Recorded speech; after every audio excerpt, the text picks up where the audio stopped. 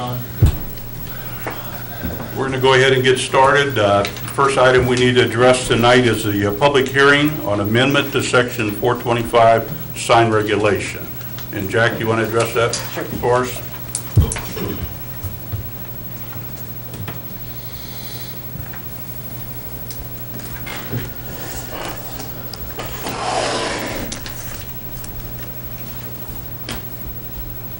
Good evening, Mayor and Board. Good evening. First, I'd like to request that the Board accept as part of the public hearing record the following: the municipal code by reference, copy of the public hearing notice, and my P&Z report.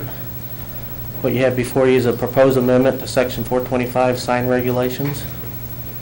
And it was basically to clarify a few items in there. What item is that on the, I'm trying to find. I think 18C is where it's listed on the agenda.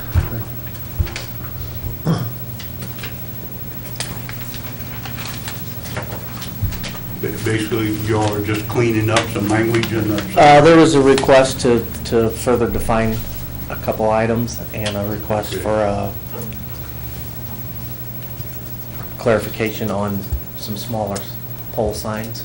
So could you, kind of give us an overview of this banner / temporary sign issue? I know it's confusing to some people in the public, especially when you try to put a political. So what's the distinction between the banner and how does this change it, or how does it give more clarity? It gives more clarity by we added to the definitions to try to make sure there was no confusing the two. And basically, a banner sign requires a permit and a temporary sign does not. A banner sign can be the same size as a temporary sign, but it does not always mean it meets the requirements of a temporary sign. So that's why there was a request to revise the definition of banner to make it more clear, where the proposed revision is to make it a long sign constructed from vinyl or cloth that can be rolled or folded, and temporary is temporary, and is typically temporary in nature. So Before it just said a long sign, typically temporary in nature. So there was confusion on if a person just put up a plywood sign or a plastic sign, could that be considered a banner sign or not? So there was a request to clarify that. So there no longer could be anything attached to the sign like plywood that would still consider it to be a temporary sign? Or A temporary sign, banner? yes. A banner sign is one that can be rolled or folded, made of vinyl or cloth. So if I'm putting out a sign to advertise Pancake Day at Methodist Church, if I put that sign on a piece of plywood and put a cover on it, that's considered a temporary sign which requires a permit? Temporary signs do not Do require a not permit. require it. So I could do that, or I could do with the banner. Why would I do either one, or what difference does it make to me? What difference does it Yeah. make? Just whatever type sign you want to display. Okay, and before there was a square footage issue and a length and a height, if I remember? No size dimensions have been changed, or been requested to be changed from our existing code. Well, when I brought up this, I think I called you or somebody else about signs, and I was going to put out my large signs. I ended up having to cut 2 feet off the bottom to make them comply. So is that going to be true that the next person is going to have to cut 2 feet off the bottom to make them comply? What, are you talking about a temporary sign? Well, I'm asking. Well, I guess, yeah, temporary sign. Because I was told with my signs that they were too large. Were they greater than 24 square feet per side? I don't recall. Because that's the size requirement that has not changed for temporary signs. Okay. And then, so it's 24 square feet, whether it's a banner or whether it's a sign? Temporary sign. Banner signs have two different size requirements. In residential, there's one size requirement, and in commercial, there's a different size requirement. Do you feel like the change in the ordinance is clear to the average person who may be getting a sign? Or is it still advisory that they contact the city before they engage somebody in making signs? It's just a question. I think we've clarified what was asked to, yes, sir. Alderman Ock, if I can just address one Sure. point, I think something that's important, because I do agree. A year ago, the Eighth Circuit Court of Appeals said, prior to the opinion from the Eighth Circuit Court of Appeals, you could say you can have a real estate sign, you can have this type of sign, you could have fraternal organizations, nonprofit signs. But the Eighth Circuit Court of Appeals says those are content regulations, which aren't allowed under the First Amendment. So it is difficult, because now our signs are purely content, they're without any content of what's in there. So like, for example, Jack, correct me if I'm wrong, the temporary sign in residential is a real estate sign. Well, we can't call it a real estate sign anymore. We have to call it a temporary sign. So these labels become very difficult, and since it's something that has been done for years and years by government entities, calling something a real estate sign, saying you could have it on this, or calling it a sign that is a monument sign for a neighborhood, which is what we had before, I would advise and say to the public, if you have a question, contact us, because we've had to take these very common, ordinary, easily accessible definitions of signs and put these very vague and ambiguous language that applies to anything on these different sign regulations. So absolutely, because there was not, the Eighth Circuit came out and said you can have any content regulation. Prior to that, they said you could have some content regulation, you just couldn't regulate the message, but you could regulate the type of sign. But now they say, if your ordinance says it's a real estate sign, it's, on its face, it's non-constitutional under the First Amendment. So I absolutely agree with you, and I think it's a great point about these signs, but it's what we have to work with. And there's really no model code out there or model ordinance, and some cities are looking at our ordinance saying, well, how did you guys do it? And, it's just going to be a little bit of a organic process until people kind of adapt that sign. So yeah, I think that's a great point to say, contact us, because we can say on the phone, well, the 24-inch temporary sign is a real estate sign, which by statute we can't regulate and say you can't have it there. So that's where that 24-inch came out of, was from the political signs and the real estate. We just can't have those defined in our code anymore. Okay. Yeah. So the bottom line is, the person who's doing a sign, before you contract with anybody to do a sign, you need to make sure you contact the city before you shell out that money and invest in the sign. Yeah, absolutely. And like, for example, this issue with these political signs, and political season is always where it heats up. The issue came up, and it's hard to anticipate it when you completely change your code, and there's always something that kind of doesn't fit, or it's an unintended consequence when you got to completely change your code in a different direction. So yeah, the intent is to try to come up with something that's really workable and easily accessible, because we had the same sign code for years and years. Right. And now it's completely different. I think that's good advice. Yeah. Contact Jack. And what's the issue? Can you kind of briefly explain the issue on the height? Why did that come about? For the pole signs? Yeah, for the pole signs. There was a request to put in a pole sign, a shorter pole sign, about a 10-foot high pole sign. And per our code, the bottom of the sign has to be a minimum of 10 foot high. And I believe when that code was put into place, it was more for commercial areas or where it would have a chance of being interfering with pedestrian or vehicle traffic. So we added a section that as long as it's not within a pedestrian or vehicle traffic area, the bottom of the sign can be less than 10 feet. So where would you typically see a sign like that? There was a request to put it up the top of the hill at the Historical Society in front of their building. In front of the Schoengert House. Or Schoengert Schoengert House, House. yes, I'm sorry. Okay, so, and that's not considered a vehicular area? I mean, it's on a road. He's going to put a planter underneath of it, so when he turns in his permit, it'll clearly show that it's not a place that someone can walk into it and hit their head, or a car could drive under it. Oh, so the definition of vehicular isn't that it can't be on the street. It can be on the street, but it has to be in the place where it doesn't obstruct traffic or... Pole signs have to be 15 feet back from the right-of-way, no matter what. But it was just a request to be able to put a smaller sign in and still meet code. Any other questions? Is that good? Any other questions for Jack? What else, Jack? That's it, sir. Okay, thank you. You're welcome. Is there anybody from the public that would like to address the sign ordinance? If so, please come forward at this time.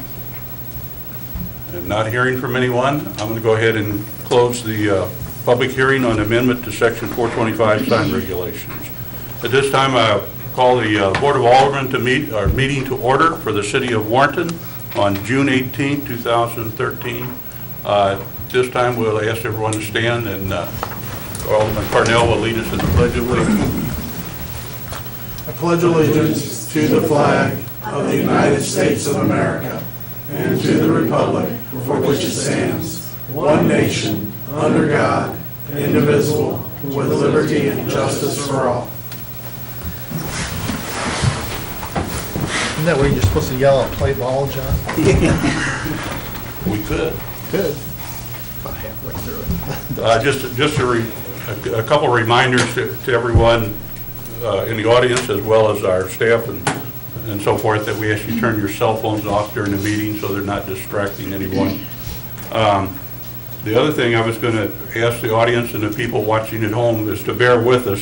This is the first night that we're going to be paperless, and we're going to do everything high-tech on the computers, and we've eliminated the packets that the police deliver to us. We're going to save some trees. We're going to save Chief Howdishell's officer's time in delivering packets to our door, and think we're going to save the city some money. It might take us a while to manipulate through them. First item on the agenda I have is item 3A, executive session minutes from May 21, 2013. Major motion for acceptance of executive minutes. Second. Motion made by Alderman Ox, seconded by Alderman Parnell to approve the executive session minutes from May 21, 2013. Roll call, please, Norm. Alderman Dreyer? Yes. Alderman Flake? Yes. Alderman Cornell? Yes. Alderperson Casterly? Yes. Alderman Ock? Yes. Alderman Clark? Yes. Motion carried 6-0. Item 3B, open and executive session minutes from May 30, 2013.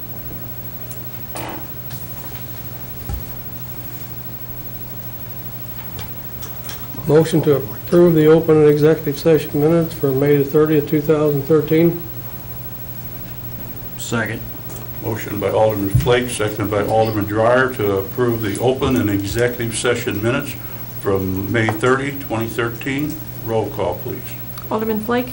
Yes. Alderman Cornell? Yes. Alderperson Casterly? Yes. Alderman Ock? Abstain, I wasn't there. Alderman Clark?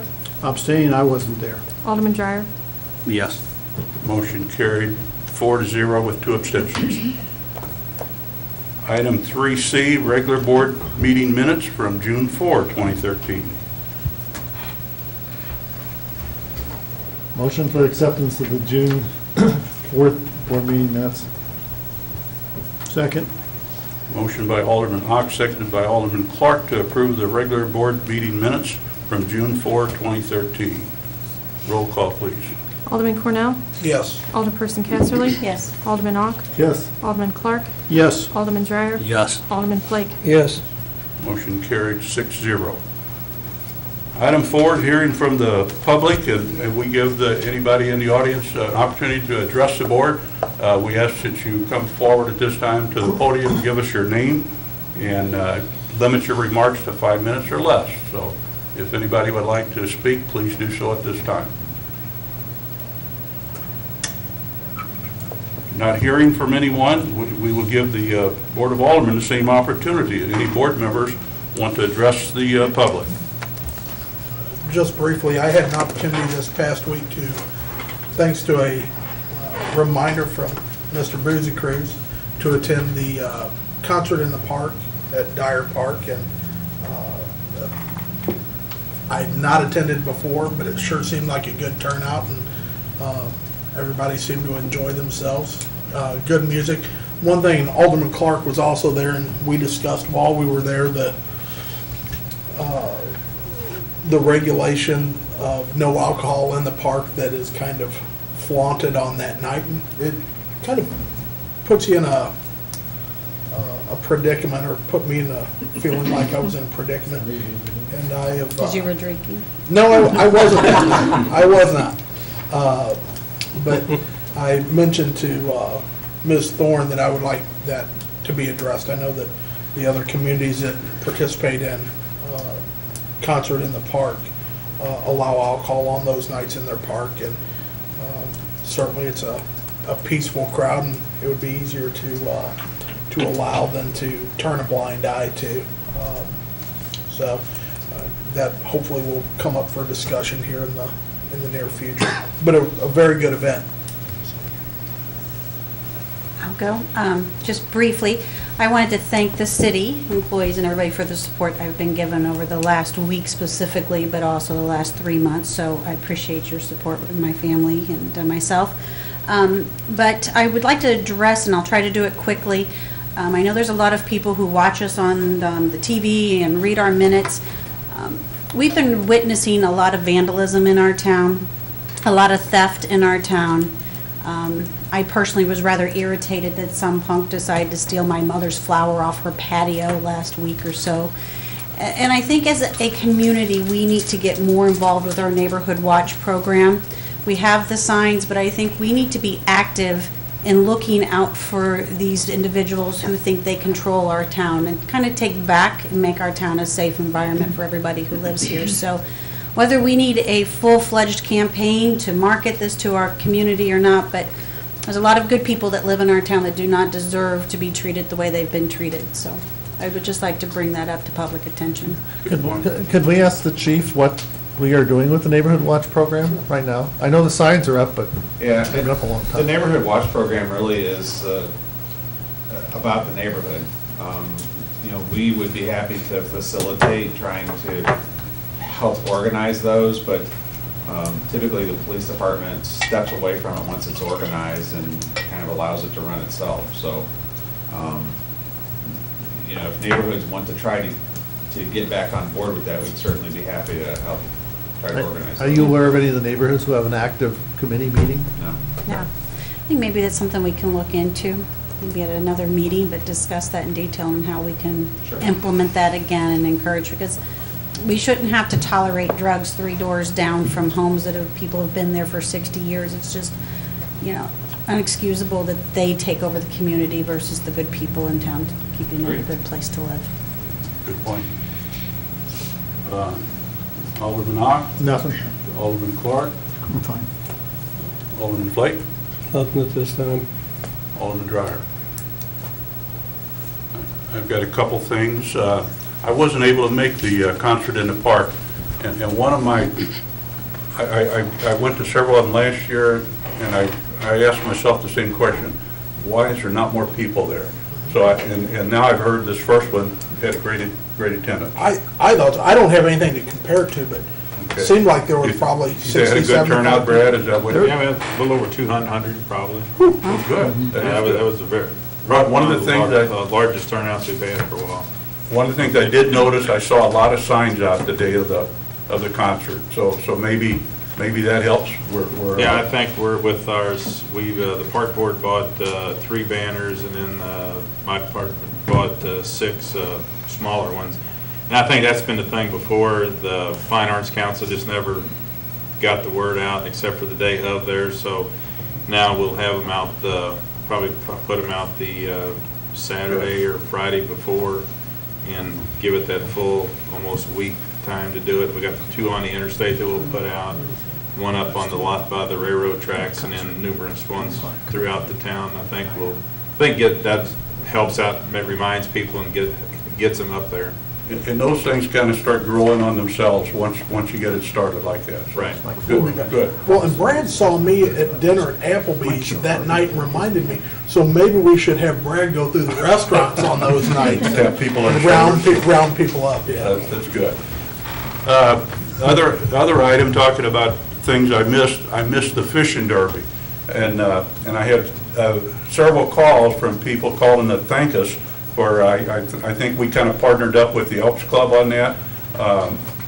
From what I've been told, there was 92 young fishermen that fished that day.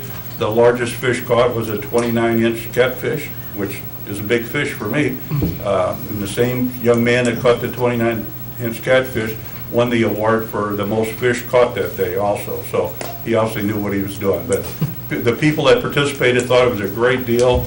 I think all the kids that participated got bags, treat bags. There was hot dogs, chips, soda available to them. They all got a little handout bag, and I'm not sure what all was in it, but I thought that was a very successful event. Hope we can continue that tradition on.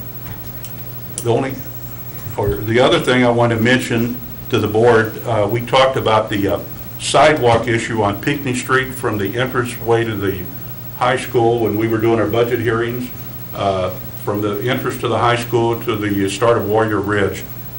And we had talked to the school earlier about if they would partner with us on that and maybe go 50-50 type thing. I talked to the superintendent the other day, and he told me, he said, you know, we told you earlier we wanted to participate and be part of that. The trouble is, superintendent's leaving, and he didn't want to commit 100%, but he said, I'm sure we're going to do that. So I talked to the president of the school board, and she said she would bring it up to the board, the 11th of July meeting, and she was pretty confident that they would participate and do a cost share with us. But they would get back to us after that 11th of July meeting. So hopefully that'll come to bear. And the only other item I want to mention to the public and the board, if they had a chance to drive down Scudder's Ranch Road, the Certainty Manufacturing Company is moving a lot of dirt. I was by there the other day, and there were over 20 earth-moving machines, and they were all working hard and going to town. So I think that's going to happen very quick. As soon as that dirt's moved, I think we'll see construction on a building started. So Did they ever make a decision as to where the building was going to sit? Because I thought one of the things we were told in the P&Z is that it would be in Montgomery, it must be on the line, it would be in Montgomery County because we didn't have the P&Z in place. Mhm. And so they were thinking, where is the building now totally Montgomery County, or is it splitting the line? I don't know. You know, there's two buildings. Okay. Well, one of them is a distribution center, and the other one's the actual manufacturing part. I was led to believe that the manufacturing thing would probably be totally in Montgomery County, and the distribution center would be in Warren County, but I don't know that for a fact. Okay. I think whenever we see them stake it out, we'll know more about that, and maybe they don't want us to know. I don't know either. But at least they're moving forward on it. So, and that's all I've got. If no one's got anything, then I'm ready to move down to some reappointments. And the first reappointments I have is Brian Vogt and Justin McCormick to the Park Board for a 3-year term. Both of these gentlemen serve on the Park Board at the present time. Make a motion that we reappoint Brian Vogt and Justin McCormick to the Park Board for the 3-year term. Second. Motion made by Alderman Casserly, seconded by Alderman Cornell to reappoint Brian Vogt and Justin McCormick to the Park Board for a 3-year term. All those in favor say aye. Aye. Aye. Opposed likewise. Motion carried 6-0. Item 6B, I have a opening on the Park Board, and I've had conversation with Glenn Shago, who has several grandchildren here in town. He spends a lot of time in our parks with his grandchildren, and he expressed interest that he would be happy to serve on the Park Board. So I would like to appoint Glenn Shago to the Park Board for a 3-year term. Make a motion to accept the mayor's appointment of Glenn Shaga to the Park Board for a 3-year term. Second. Motion by Alderman Cornell, seconded by Alderman Dreyer to appoint Glenn Shago to the Park Board for a 3-year term. All those in favor say aye. Aye. Opposed likewise. Motion carried 6-0. I'm on item 7, liquor license renewal for 2013 and 2014. And this is, I'm not sure who this is. Aldi's? Aldi's. Is there a reason why they weren't on the original list? It came in late. Their application came in. Came in late, okay. I knew there would be a reason. Make a motion, do they make a motion to approve the liquor license? Is that procedure? Second. Motion by Alderman Ock, seconded by Alderman Clark to approve the liquor license renewal for 2013-2014 for Aldi's applicant Robert Jeffries. All those in favor say aye. Aye. Opposed likewise? Can I ask a brief question? You may. When was the last time we looked at the liquor licenses and the fees? Have they been pretty standard? Are they controlled by the state? I guess that's the other question. They are controlled by the state. Okay, so city really has no control over what the fee is, it's dictated by state. That's correct. Okay. Motion carried 6-0. On item 8, let me get my machine going. This is from the request for a temporary liquor by the drink picnic license for the Warren County Fair Association for July 2nd, July 6th for the fair. Mr. Cobb, you want to address that or anything, or is it self-explanatory? Well, I think it kind of explains it, but I guess, I hope you can prove it, I guess. But other than that, I mean, it's just a lower, we got the liquor license for the upper beer garden, and then we put the tent down by the corner of the livestock building. Okay. So. All right, same as last year and the year before and the year Yep, before? Yep. Okay, just wanted to be sure. Make a motion to approve the application for liquor license for in the name of Jim Cobb for the Warren County Fair Association for July 2 through 6. Second. Motion made by Alderman Cornell, seconded by Alderman Casterly to approve the request for temporary liquor by the drink picnic license by Jim Cobb and the Warren County Fair Association for July 2nd through July 6th for the fair. All those in favor say aye. Aye. Opposed likewise. Motion carried 6-0. Item 9, request for road closures on June 30th for the Warren County Fair Parade. Walton Street and Cole Street Avenue from 11 a.m. to 5:30 p.m. and Highway M and Pinckney Street from 3 p.m. to 5:30. Any discussion or concerns on that? Is there a reason from 11 a.m. to 5:30? That seems like an awful long time for that. Is that the setup? That's, Is that typical? Jim, you might address that. That's probably the setup street for the Well, they'll set up there, Karen, and then. Short Street by Baptist Church. And then time we get them all out, people come back, and then we gotta go around and clean the street back up, so. That's how long it takes from 11 o'clock in the morning. That's why. I was Well, wondering. they'll start showing up Really? at 10. Oh, I mean, okay. Really? I mean. Tells you know, how often we- I've been in the fair parade. We tell them we like to start at 1, but they'll people will start showing up at 10 o'clock. Now, are you talking about just the short street from on Walton from 47 to Cole? Yes, and then the one, what is that one going down in front of the school? That's Cole. Yeah. Okay. Club. So it's not a long deal. Okay. All right. Understood. Sorry to get up again, Jim. Oh, that's all right. June 30th, what day of the week is it? Any- John, what day of week is that? Sunday. Sunday. Will that interfere with the, The church there, Church. Baptist Church, is that going to interfere with them? No, it shouldn't. We done it. we last usually year. set that back We from moved the those parking lot? barricades back to the east of the Baptist church until church Okay. lets out, and then we do So they down can- 47. They can get in and out of their lot.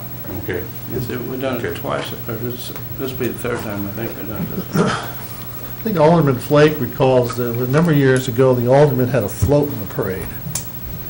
And I don't recall anybody throwing anything at us at that time. Do you, Fred? Times have changed. Times you only risking again this year, all right. It's changed. We were in the fall parade. Yeah. Oh, was that right? Yeah, we got Christmas. Christmas. Christmas. Yeah. I Or missed Christmas, it. that's the hometown Christmas Oh, okay, parade. I didn't know that. We may consider that again. Is there a motion on item 9? Motion to approve. Second. Motion by Alderman Flake, second by Alderman Dreyer to approve the request for road closures on June 30th for the Warren County Fair Parade, Walton Street and Cole Street Avenue from 11 a.m. till 5 p.m. and Highway M and Pinckney Street 3 p.m. to 5:30 p.m. All those in favor say aye. Aye. Opposed likewise. Motion carried 6-0. Item 10, let me get my thing going here. We got a request for special permission for excessive noise for the Warren County Fair, July 2nd through the 6th. Is that the tractor pull, Jim? And Yeah, it's, the tractor pull, the mud run, demolition derby, motocross, that's about covered. so you want a noise For the week. permit for the week, is Yes. basically what you're asking for. Okay. I understand it. After 10 o'clock, what kind of noise are we looking at? Are we? Well, the carnival shut down at 11, is the way it's set up, to shut the carnival down at 11. So I would say after 11, there shouldn't be much now. Tuesday night is, Wednesday night. Wednesday is the mud run, and we'll need to take that dirt off that pit, and we'll, if we ain't done by midnight or 12:30, we'd probably just stop, finish it next morning, but we need to start getting it off. But they won't be racing with the... No. The events will all be over. Right, but we'll have, have a high lift, a couple of dump trucks moving the dirt, but What about the tractor pull? Does that get over at a reasonable? yeah, it's normally over pretty reasonable unless something drastic happens, but I mean, it's normally over by 10:30. I mean, we run 2 sleds, so it gets them through there pretty fast. doing that. Yeah. I know the Okay. sound from those items travel pretty far. In my neighborhood, it's like being there. And I'm a good half Come on mile. over, John. I'm a good half hour away. He's gonna charge you. The turtle. Yeah, some of them do get noise, I agree with you. Well, I think if Mr. Flake can handle it, we probably shouldn't have a problem. I agree. I think you need to make the motion, and we'll see how you go. Been there many years. I hear you. I'll make a motion to approve the request for exemption for loud noise for the Warren County Fair for the date range of July 2 through July 6, 2013. Second. Who was the second then? John? Motion made by Alderman Cardinal, seconded by Alderman Clark to approve the special permission for excessive noise for the Warren County Fair, July 2nd through July 6th. All those in favor say aye. Aye. Opposed likewise. Motion carried 6-0. Thank you, John. Yes, you're welcome. All right. On my iPad, I'm missing number 11. It's in here It's a somewhere. discussion for eminent domain, and you're supposed to, I think, jump down to Okay, it's down 22G. to where? 22G. For an old time, kind of getting it, right? Is that what he said? Yeah. 22G is the bill. Here we go. 29, yep. Okay. All right. All right, I'm with you now, but on my agenda, it says item 11, eminent domain ordinance, see Bill 2913. Okay, I'm with you now. And I think Alderman Ock, you kind of requested that Yes. we do a bill regarding this. You want to talk about that or anything? Well, I mean, I think Counselor mentioned last time, and I think we all realize anything passed today can be overturned tomorrow, but I think it clearly shows the intent of the board that we don't feel it's proper for the city to take over any property for the purpose of enhancing somebody else's benefit, and I think that's really the heart of the motion. And also, on Section B, discusses what blight is about. You know, it's a qualifying statement. It doesn't reference the quality of the property or anything else that, Jim or Steve Etchard addressed. So I think it just gives the intent of the board. And this is a bigger issue, I think, statewide. You can certainly go out to a number of state websites where there's organizations that are really pushing this fear. I think the couple of the people who were here at the meetings on the enterprise zone were associated or members of or familiar with some of the rhetoric that those organizations are pushing. So again, I think it's something that we should pass just to make the taxpayers feel comfortable with what our intent and what we're doing. And Alderman Ock, I had 2 questions about it. Number one, one of the things that is a rule with any government entity is they don't have to follow their own rules. I know, Right. the city has always tried to follow their own Right. rules. So what I did was trying to think outside the box a little bit, is I actually added subsection C in a situation where, okay, a city could use these things and basically not even pass an ordinance to do something differently, but what the city can do is they can restrict a private entity or person from accepting any property. So kind of like reversing it by saying, okay, well, you want to give it some teeth. You basically say a developer can't accept property, so you give it some teeth as a current ordinance, where that's a violation if they do accept the transfer of property. And the only other question I had, Alderman Ock, when we talked about it last time, I just wanted to be sure subsection B, because I wasn't really sure what you wanted me to include, because subsection A was one of the things we talked about, but subsection B was kind of the highlighted area that Terry gave me, that you wanted to include the restriction on blight in the use of blight for eminent domain.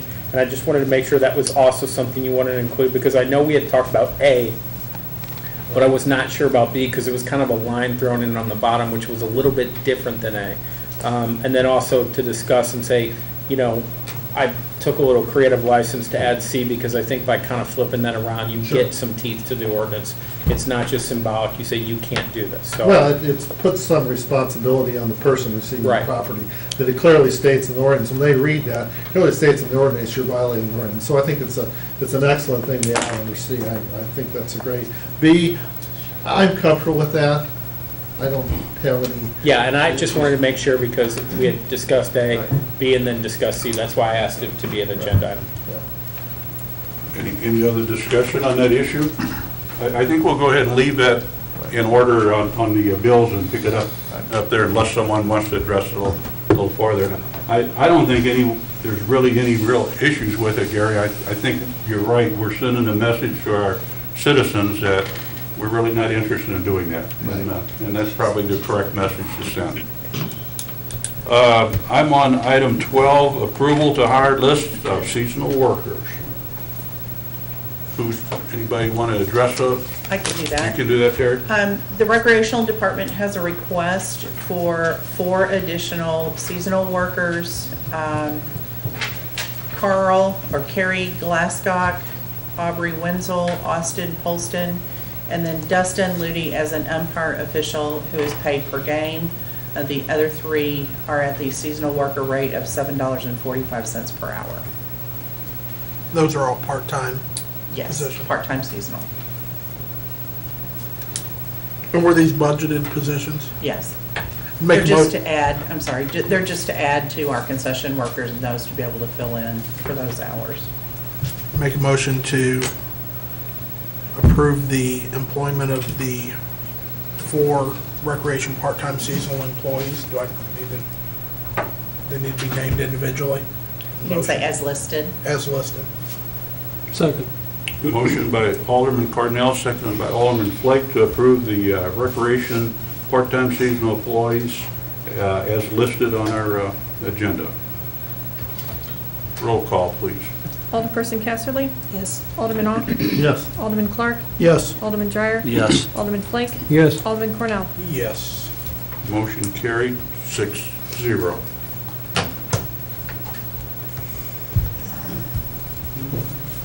Item 13, discussion of Chris Gravel's contract. I asked to put this on the agenda, and I want to say something right up front. I think if you're in the public and you hear the discussion, this isn't a reflection on something that Chris came to the city and said, oh, I want this big of an increase. So in the NORS, I think, although I believe it's a violation of the sunshine provisions, if you even be simplistic in that when you read the meeting notice, it didn't say anything about personnel, and Chris is not personnel, Chris is a contract person to the city. So in that intent, and I don't think that violation was intentional or planned that way. And so, like I said, as it relates to Chris, you know, if you're mad at Chris for some reason, maybe you lost in municipal court or whatever, that's not what this is about. This is about a discussion about compensation with no underlying issue going on, from my perspective. Good point. Now, the mayor assures me he has this resolved, and this will only take a couple of minutes, so I'm dying to hear what the mayor's going to say. What the mayor has to say. I think to defend Councilor Gravel, he hasn't asked for a raise. He's strictly a bystander in this deal. We've noticed that he hasn't had a raise in a couple years, and when we were working on the budget, we were trying to find a way to compensate him.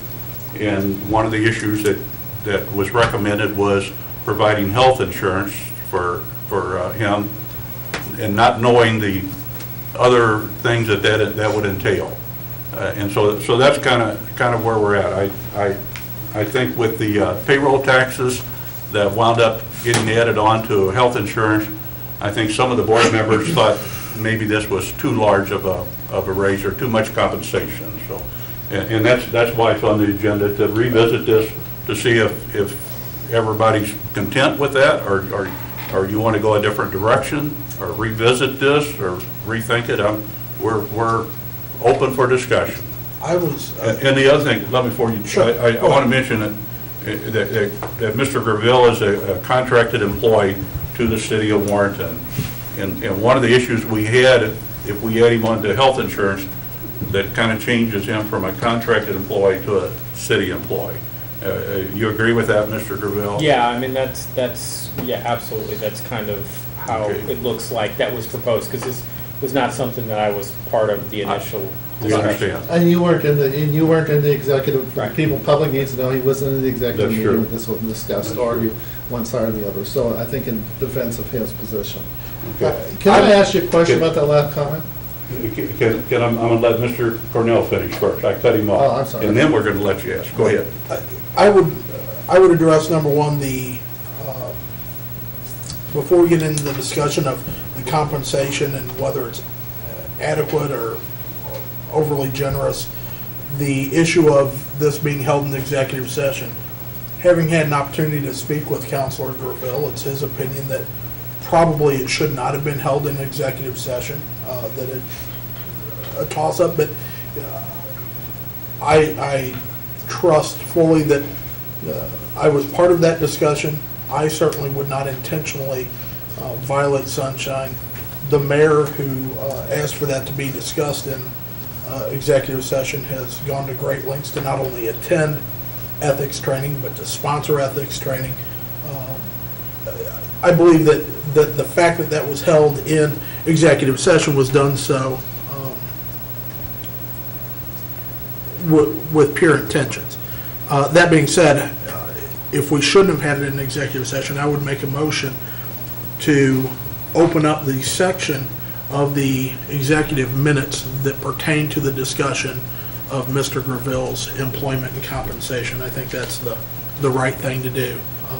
There were two issues on for that night, and specifically just the area that pertains to Mr. Graville, the discussion of Mr. Graville. I would second the motion. Okay. Any further discussion on that issue? Okay, the motion on the floor is to make the executive session minutes open to the public pertaining to Councilor Graville for that discussion only. Correct. Motion made by Alderman Cornell, seconded by Alderman Ock. Could I have a roll call on that, please? Alderman Ock, Yes. Alderman Clark, Yes. Alderman Dreyer, Yes. Alderman Flake, Yes. Alderman Cornell, Yes. Alderperson Casterly. Yes. Motion carried 6-0. Now, Mr. Ock, the floor is yours.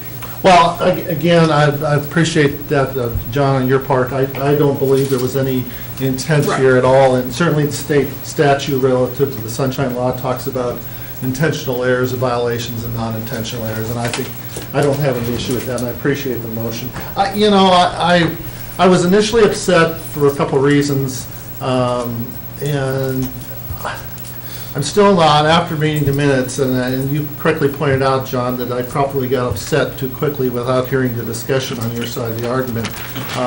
But I did read the discussion on your side of the argument, and I'm still concerned with two things. One is his position going from a contractor to an employee, first of all. And I do have an issue with, and you have to factor in the federal taxes as part of the compensation, because if the counselor is self-employed, as in the self-employer, you pay both sides of the tax. You're paying your side and you're paying the others. So he's receiving an economic benefit from the payroll side, and I don't think we can look over it. And I certainly think that, we're saying, well, our total cost is the numbers that are on the sheet, but actually they're greater, because in the prior year, the counselor has also worked to earn another $7,000 more through services that are outside the contract, and those are also subject to FICA. So we can't look at the cost of the two, of the health insurance and the FICA, and say, well, it's $16,000. Well, it's more than $16,000 because of other things he does for the city. Plus, I would assume he's now on work comp, So when we do our work comp, we have to pay work comp payments for them. And does the city do state and federal unemployment? No. No, okay, so that's, at least we don't have to deal with that. So my concern was initially, how do we as a Board of Aldermen advocate for the taxpayers who are in the city on a person who in the minutes clearly said that he felt like some consideration would be appreciated, to go from that comment, which I think is a fair comment on his part, to going to 26.675% increase. And we certainly talk about, in the minutes, it talks about how we do a comparison and what the bid processes were in other areas, and that's all well and good. But if we had a deal, and the deal was worked out several years ago, why do we all of a sudden move away from the deal without some discussion? I mean, typically when a vendor is dealing with the city, the vendor will come to the city and say, I feel like because of business costs, I need to increase, my fee to the city by a certain percentage because, the internet's higher, my employers are making more money, et cetera, et cetera. And in this case, the vendor didn't even say that, and yet we felt like we had to pay more of the city's money. And the thing that concerns me is you have people in the city who are on Medicare who in the course of 4 years haven't even got a 4% increase, or an 8% increase, and yet we take a position, a contractor position where he hasn't even requested it, and we hand over that large of an increase. That's where I'm at. And Alderman Ock, if I can, I do want to kind of set the record straight to a certain extent is based on my experience level, and the city gave me an opportunity to start in municipal government. I actually started doing the zoning work for the county when I was an assistant prosecutor. But I did have a discussion with Terry about the fact that initially under my contract, it would be a retainer amount, which was all inclusive, that I have 6 other municipalities that I do government contracts with now. And I talked to her about the fact that what my billable hourly rate is now is $200 an hour, and that when we started the municipal court became an all-day, that's from 8:30 till 5 o'clock. And when we started the municipal court, so there was it wasn't just this magnanimous gesture. There was conversations where I had told Terry that eventually I would like to standardize my contracts across the board with my municipalities for my billable hourly rate and whatever. So I just want to make sure, because I think I'm kind of been given this free pass that there was no conversations about it, but there was some conversations with Terry to say, this is what I'm billing out, this is what I'm doing for other cities, this is kind of the direction I'm going to go, this is where I'd like to go. And I think that was somewhat of a response to that, not in direct correlation, but somewhat of a response. Yeah, I mean, I asked Terry several weeks ago if you had approached her recently and said, I want an increase of, and she said no. So there may have been conversations significantly in the past. Well, I think that's part of what Terry was doing, was trying to game plan to say, well, if we do this, then we get a reduced hourly rate from what you're charging current cities. So.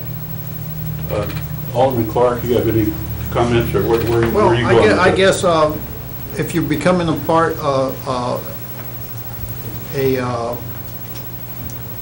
employee of the city, not a contract, what other benefits would you be allowed? Vacation time, and would you be able to work for other cities? Because if I understand, we don't allow employees to work other jobs without special permissions? I would think it would be somewhat of a hybrid arrangement. Like I said, this is a discussion that came back to me, not something that, that I furthered.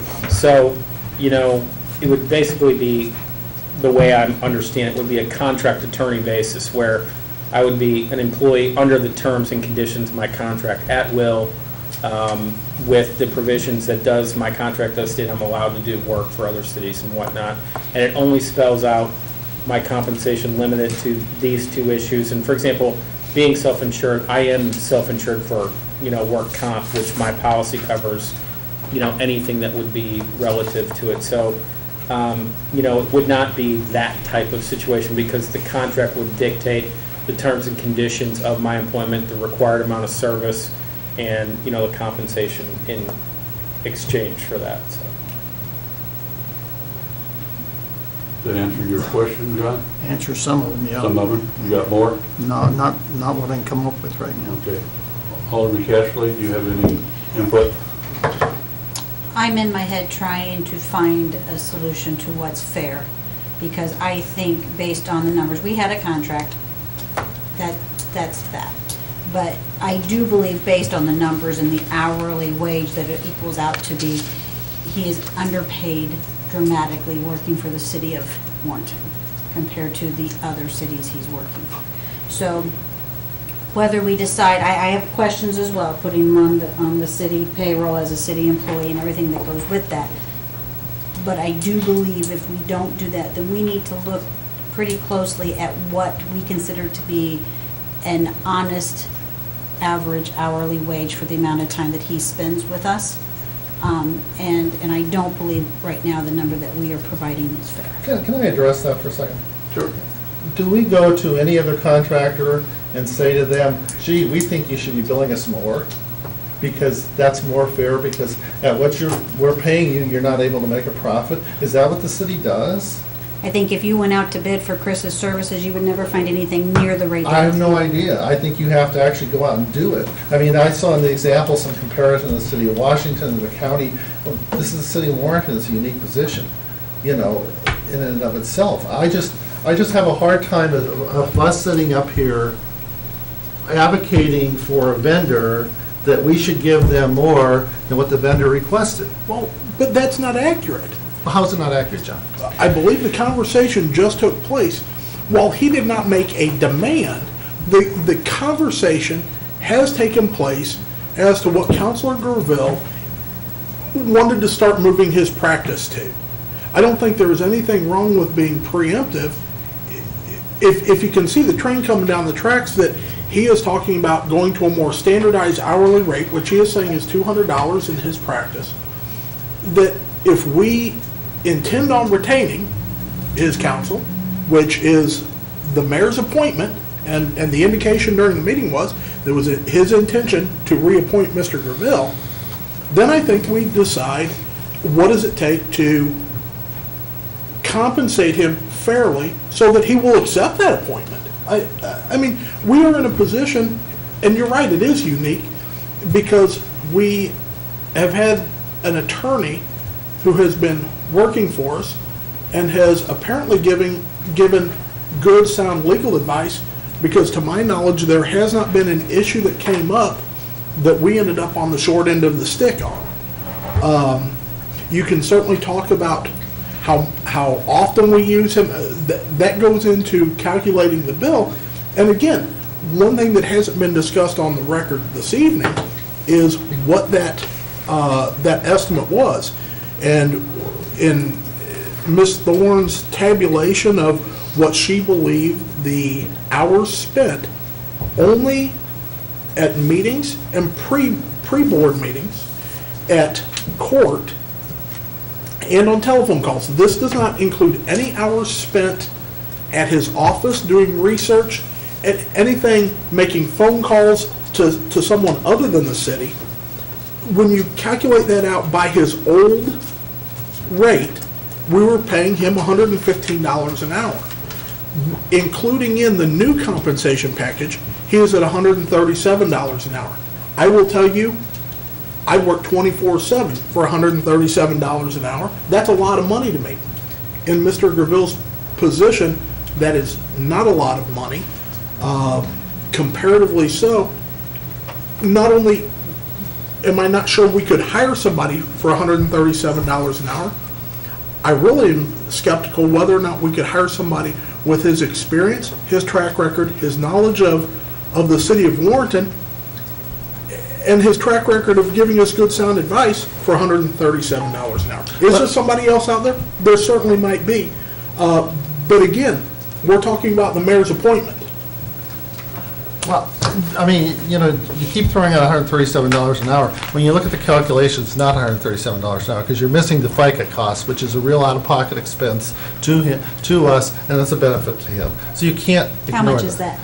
You know, I didn't do the math, What, but is it's it more a than percentage? 130, he's 70. Is it a sort of. percentage? So, I mean, would it be 140? I don't know, I didn't do the 15. proration of it. Well, So, 15%. but you know, again, he didn't come and ask us for this large increase. He asked us for some consideration that's reflected in the minutes. He probably had some prior conversations that said, well, this would be nice, but it's not like he came to us with a former proposal and say, I want to move away from the retainer concept and go to an hourly basis concept. If that was the proposal, then we could have the discussion. And for us to preemptively do that, I just think we're not sitting here looking out for the best interest of the city by doing that. Maybe he would have made the decision, no, I'm not going to do it because I like to work with the city, whatever the reason is, it may be, maybe he wouldn't do that. So for us to presumptively assume that, I just think it's not fiduciary responsible on our part. That's where I'm at. And we can argue this back and forth all night, and probably won't change your vote, and it's probably not going to change my vote, but I just think that when we give that kind of increase to a contractor, that we're accountable for that. And you could sleep well on your spreadsheet here that calculates this out. I can't, because I don't know if we bid the process out, what the results would be. It could be higher, it could be lower, it could be the same, I don't know. We could never find somebody who do a retainer, I don't know. All I know is the retainer setup was something that was negotiated between the counselor and the board, or probably the mayor at the time, and that's the agreement. And now we're moving, in some kind of hybrid way. I just really have a problem with it. I can't support the motion at all when it comes up later in the evening. I'm sorry. I think it's... Are you leaning more toward, or you're saying let's leave Mr. Reville as a contracted employee, and if we think he needs a raise, give X amount of dollars? I would be happy. I think that probably if we're going to give a raise, I think something more reasonable is in line. I also wonder is if he's employed by 6 or 5 other cities, why is the city of Warrenton carrying the burden of the health insurance on it? And there was some discussion in the minutes about him being on a private policy as an individual versus that. Has tremendous value to be under a policy of an organization as to be out there, and I see the value of that. But, if we're compensating for health, then shouldn't everybody participate in the compensation for health if he's only working for us X number of hours and somebody else? Isn't that the fair thing to do to the taxpayers in the city of Warrenton? Well, how are you saying that you would consider some type of raise when, by your own argument, he didn't come forward asking for a raise? Well, he asked for some consideration, John. Some consideration, in my mind, isn't 27%. And let me back up. I don't think Councilor Graville really came forward to ask for any consideration. Me as the mayor and visiting with Mrs. Thorne, we asked when the councilor had a raise, how long has it been? And so. How long had it been? I think it was 2 years, am I right? 4 years. 4 years, and the biggest difference is, and I just want to make this point, is because this is the genesis of the brief conversation I did have with Terry, was when we started under my compensation package, the municipal court was a 2-hour afternoon. Now what our municipal court was, and that's really, when I had talked to Terry when we started doing the municipal court, I had said to her, I said, this is where I'm going, this is the standardization for my contracts. I had said, I did have some conversation, to be honest, with Terry, because I said, that's almost we started at 8:30, we go to 5, and that was not part of the original agreement, was the municipal court in that in that kind of form. And so I just want to make that clear. But a way to address the municipal court issue is to say, okay, under this retainer, you're not responsible for municipal court, and we have to deal with some other way. That's an approach the city could take to that issue. If you feel like the burden of your time is a municipal court, and that's part of the retainer, it would be reasonable for somebody to come back and say, I don't think this is reasonable, so I would propose something else, and then the council could consider that. But that's not what's going on. And I guess the other point I have to make is this is another contract employee. I feel like I was elected by people who think contract employers for the city are appropriate, period. And there's a lot of difference between your contract and Terry's contract and the police chief, and I recognize that. And there's certainly cases where a contract employee is maybe appropriate in some cases. But to move that direction, to move with the health coverage, and at that rate, I just think it's not fair to the taxpayers of the city of Warrenton. That's my perspective. And I think it's the perspective of probably a lot of people who voted for me. Let me move on down the list. Alderman Flake, you have any input in this? Well, Chris has done a real fine job for the city of Warrenton. He's got us through several lawsuits and everything else. And he's done an outstanding job, puts in a lot of extra time, that probably he don't even charge for, I'm sure, in his office and everything else. So, going from a contractor to an employee, I don't know, that's a tough situation there, but I can live with the numbers on this screen that I'm looking at right now. Okay. Alderman Dreyer? I don't think Chris really wants to be an employee of the city, actually. I didn't hear what you said. I don't think Chris would really want to be a city employee, actually, just. That he would rather not be a city employee? Yeah, just, I would think, if you're calculating that out, I think he puts in, 520 some hours? Am I hearing? Well, if he's wanting to get to where he's paid like an hourly, or like most lawyers get paid by the hour, if you calculate that out with he's talking about like $200, that's $104,000 a year. I mean, it's almost cheaper to, I would say, if he doesn't want the insurance, to give him the raise of as much as that was going to be, and we're still getting a deal, I think. Okay. And I kind of like to. You'd rather change his hourly rate or his base salary? Is that what I'm hearing from you? Well,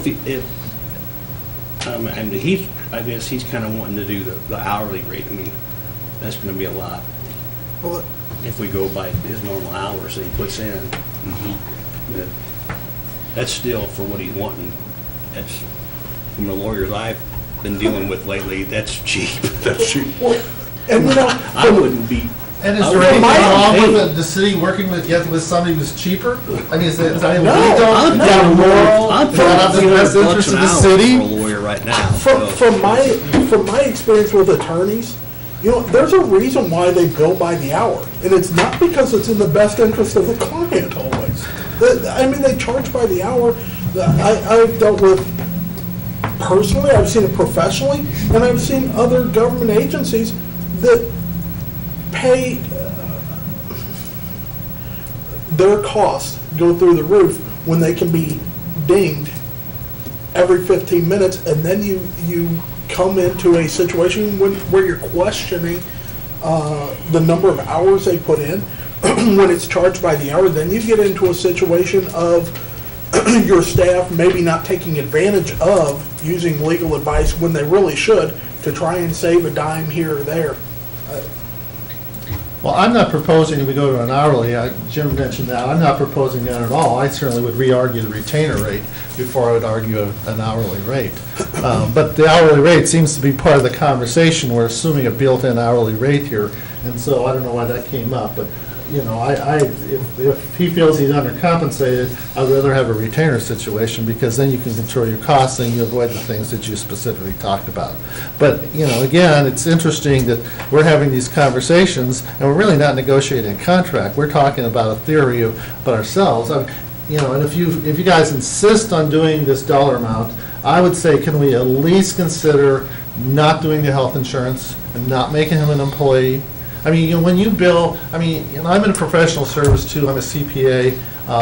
When you consider going into practice for yourself, and it's no different from attorneys or other professionals, you bill a higher hourly rate so you can build in the cost of your health care in your rate. And so if you're going to pay him the 70-some thousand, then I think he should still go out and buy his own health insurance, because that's what you do when you're a professional.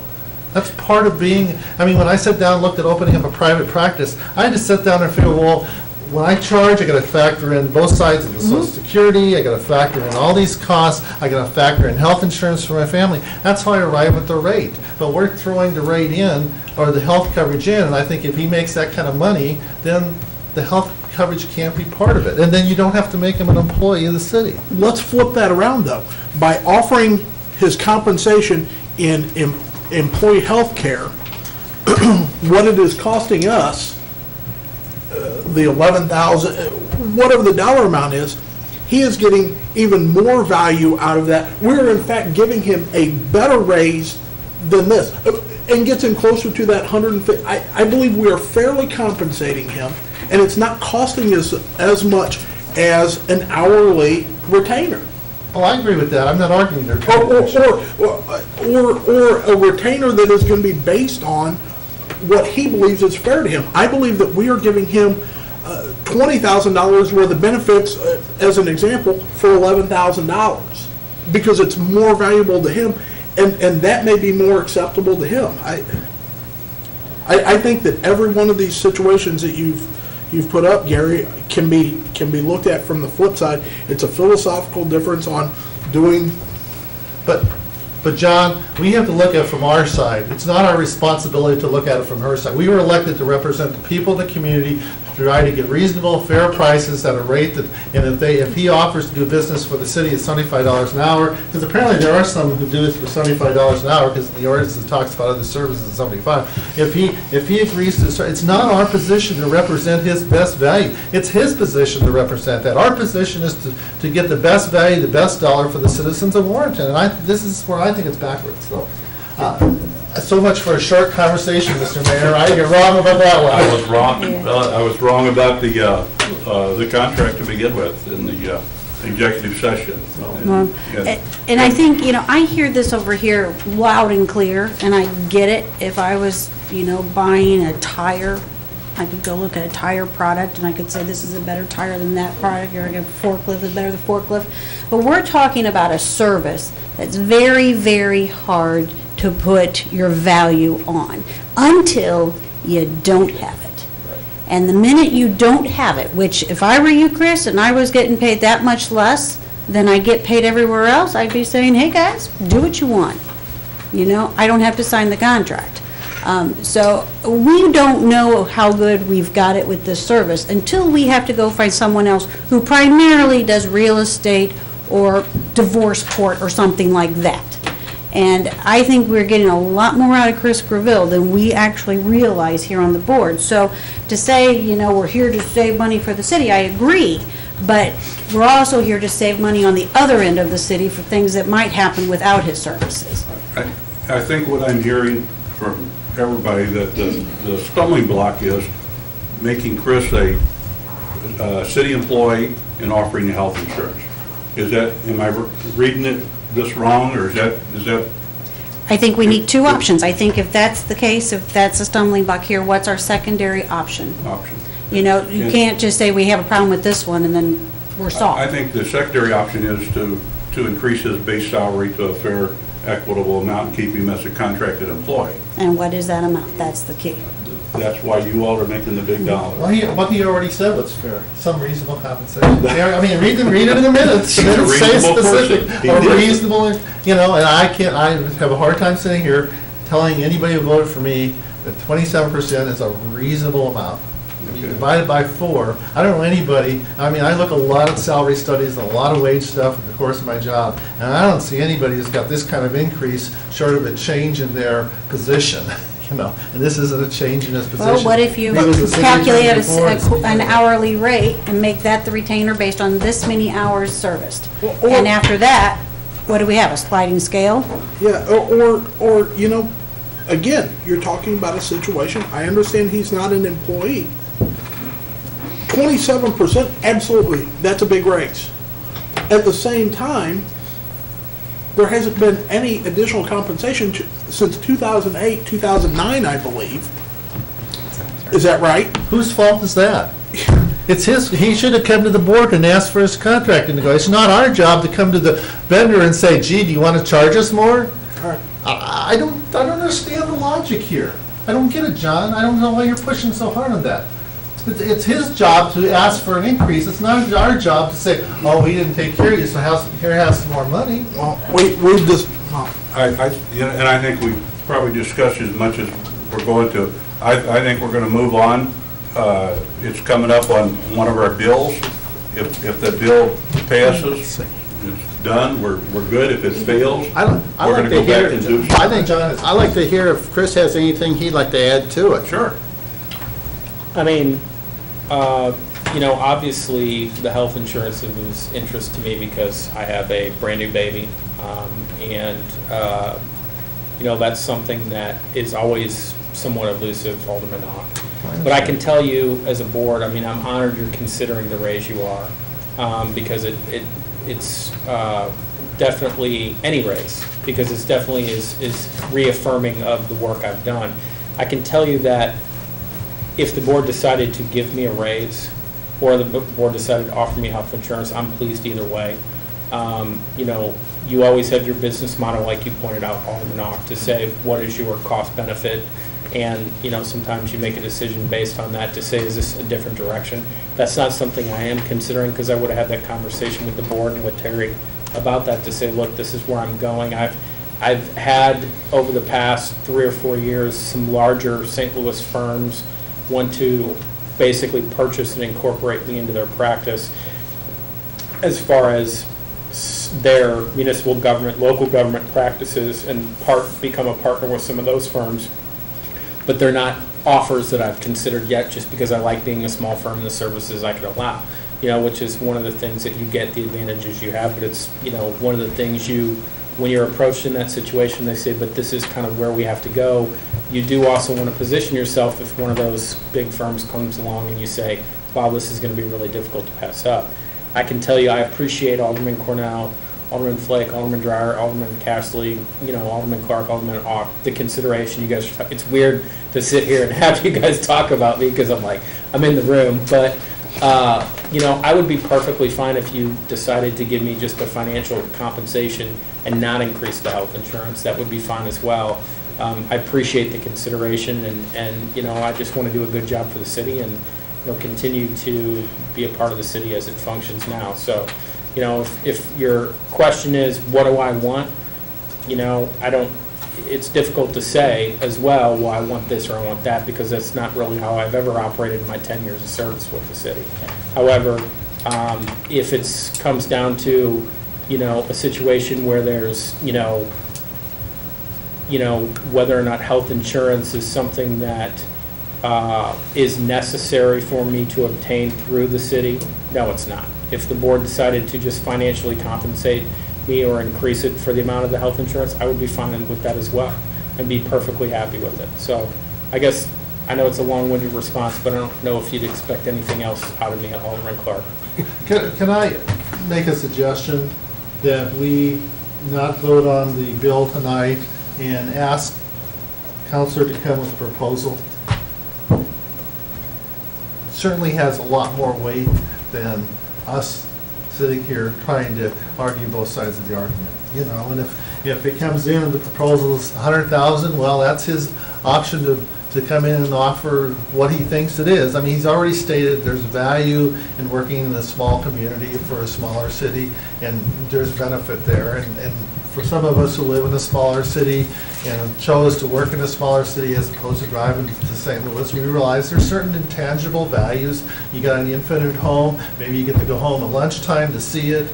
I worked in Warrenton for years when my daughter was small, so I could come home at lunch and spend time. It had a great value. I didn't look at my job from the standpoint of I can make $3,000 or $4,000, $10,000 more if I went to St. Louis. So, I think in fairness to the city, the council should come back with a proposal for us so we can consider it as part of the deal, as opposed to passing this tonight.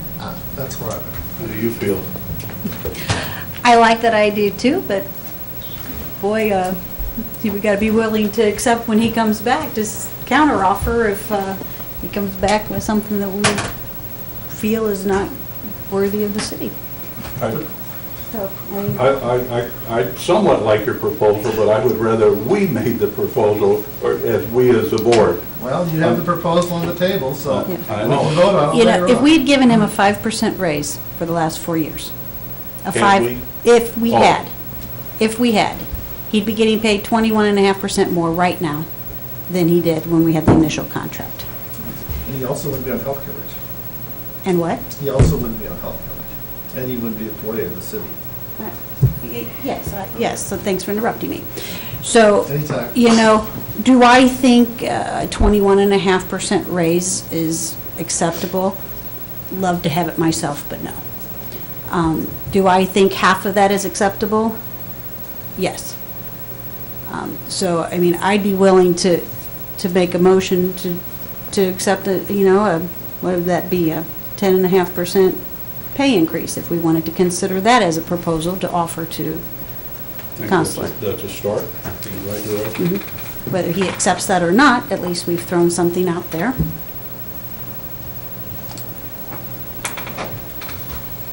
That sounds reasonable. Do you think that's something we could live with? Sounds reasonable. And scrap the health insurance, just a percentage, and you're saying 10%, 10.5%? Let's do 10.5. 10.5, so what are the numbers? On his base salary. Off the base salary. So let me just do some basic math here. I'm just winging this as I go, by the way. So 66.30, so that's an increase $6,300. The only problem is the hours have increased over the initial contract also.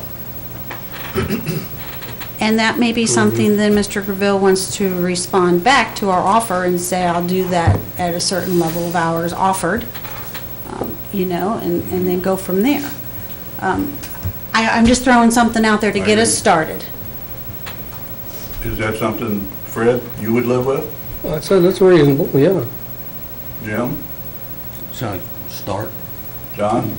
Well, See, it all comes back to, it's, and correct me if I'm wrong, it's your intent to reappoint Mr. Graville, so we've got the reappointment and then trying to negotiate a financial package that is agreeable to both parties, correct? That's correct.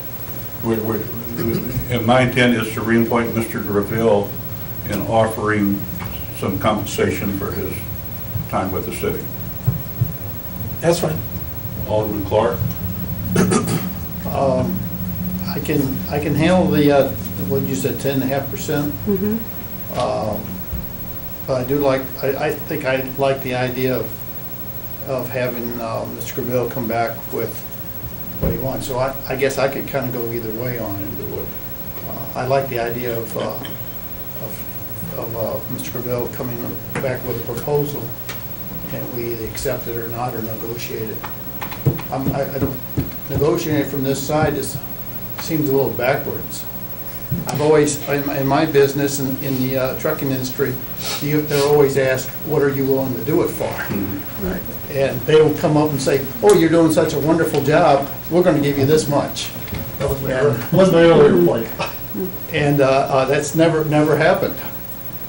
You know, they were always willing, if I did a good job, I got to work. And if it was at a pay that they agreed to. I'd rather throw our proposal out first and have a lawyer give us one first. That's the way I am. Mr. Ock? I have no problem with the proposal. I think that's something that we could start the process in motion. And what would be, it seems like we might be able to reach some consensus with this. What do we do on this? I mean, if we're... I would think you would go, I mean, since it's the mayor's appointment, this should be a discussion that you and the mayor should have. Sure, Because, I mean, he's in essence appointing you, and he's gonna come back to the board with the recommendation, the appointment and recommendation of what you guys worked out. And then they can. I have no issue with, because under the statute, I do want to address one thing, Gary. Missouri Bar requires under the ethics rules, I have to be a contract employee. Anytime you engage a lawyer, you have to have a written contract with them, and that's required as a lawyer. So, that is a distinguishing thing about my profession, probably yours too. You probably are typically by contract. Secondly, that's fine. I serve until I'm no longer further appointed, so I think the mayor and I can talk about the 10.5, and I think that's generous, and I will be happy to talk to the mayor about it and try to get it figured out. How are we doing time-wise on, is there a time statute that we got to? No, I basically serve until, my contract's written so that I serve under the same compensation until no further, until somebody else is appointed to replace me. Yeah, because I noticed when reading through your contracts that there is no termination clause or anything, and so it's an open-ended deal that, so it's fairly structured. Let's move in that direction. Okay, no problem. All right, everybody can live with this? Yep. Okay, so let me ask a question, Mayor, because we have the budget on for approval later tonight. Not to further complicate things. Keep throwing chucks in the road there. So would we amend the proposed budget to the 66,000? So we have a number, or take it out completely? I think the budget stays as it is primarily. A budget's a budget. It's a roadmap for where you get. There's a lot of things in the budget that we guesstimated amounts, and the bids could come in less, they could come in more. This is not a material thing to the, I mean, what is our total budget, 6 million? Yes. You know, a $6,000 or $10,000 variance in the budget at this point, I don't think it's worth amending the budget for it. You know, because there could be something else coming down, right? We're gonna amend it at the end of the year anyway, right? Well, and throughout the year. Yeah, throughout the so- year, so I don't think that should hinder our action.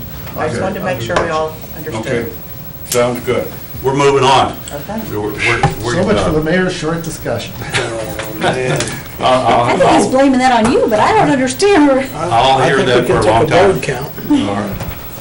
I'm on item 14 now, discussion of the Hickory Lick reconstruction. And I might start this off for you, Terry.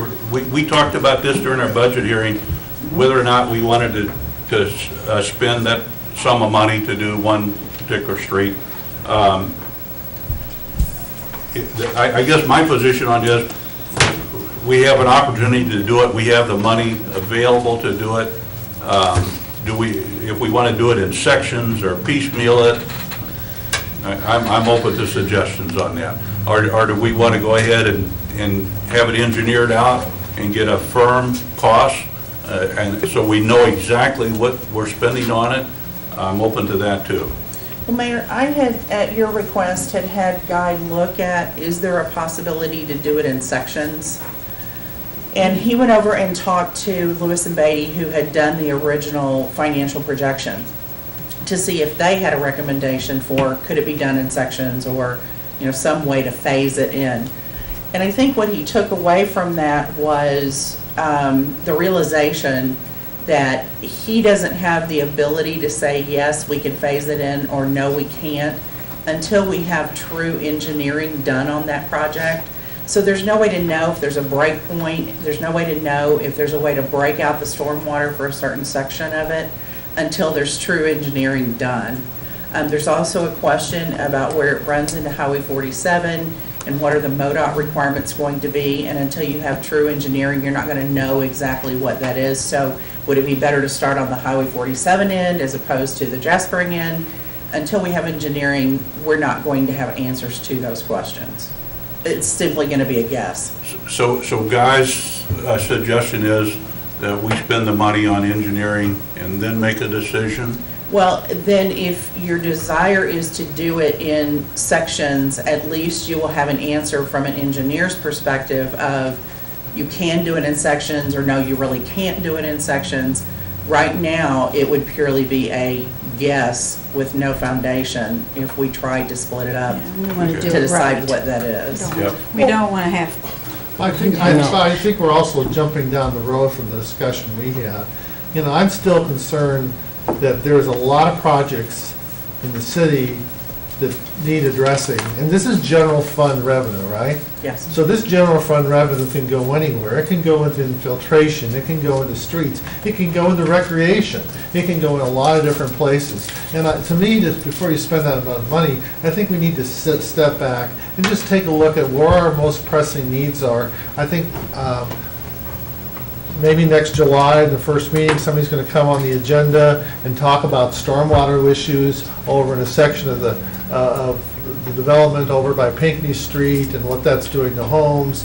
You know, that's, money could be shifted there. So I think that we need to really step back and before we do the engineering and spend the money, because then otherwise we're going to sit at the board and saying, well, we got to do this road because we spend the engineering. Well, you know, I think we need to step back as a city and say, where are our most pressing needs where we can spend this that impact people? You know, and I'm not saying this road doesn't have value, but I'm also saying there's other issues in the city that if we just want to spend the money because we have it, we could probably find a place to have also big impacts, and because it's not tied to just roads. So that's where I'm at. Well, and I just want to comment briefly. Yeah. And you're right. We can always, I mean, we never have enough money to do all the roads that need to be done. My point and how this got on the agenda to begin with, probably I probably get more complaints on that road than any other street, and that's how it came about. Right. You know, and a lot of out-of-town people, you know, that's one of their perceptions of Warrenton. They come out there to the ball games and for the weekend ball festivals, and they travel that road, and they think, my God, can't you all do something with that? So if we don't move toward that, what I see happening, that money that disappears, it trickles, and you're right, it trickles everywhere, because we find 50 other things to use it for. And we're in a unique situation that we do have the available funds right now, that we could tackle a major project like that. And that's kind of where I'm at. I'm afraid if we let that go by, we might not have that same opportunity again. Well, and the comment that we need to step back and evaluate, Gary, just because you're new on the board, same thing as last year when I was new on the board. I believe that the city staff, the prior boards, everybody has, every year is evaluating what the needs are. This has been a long-standing need, something that the city has for years realized needs to be addressed.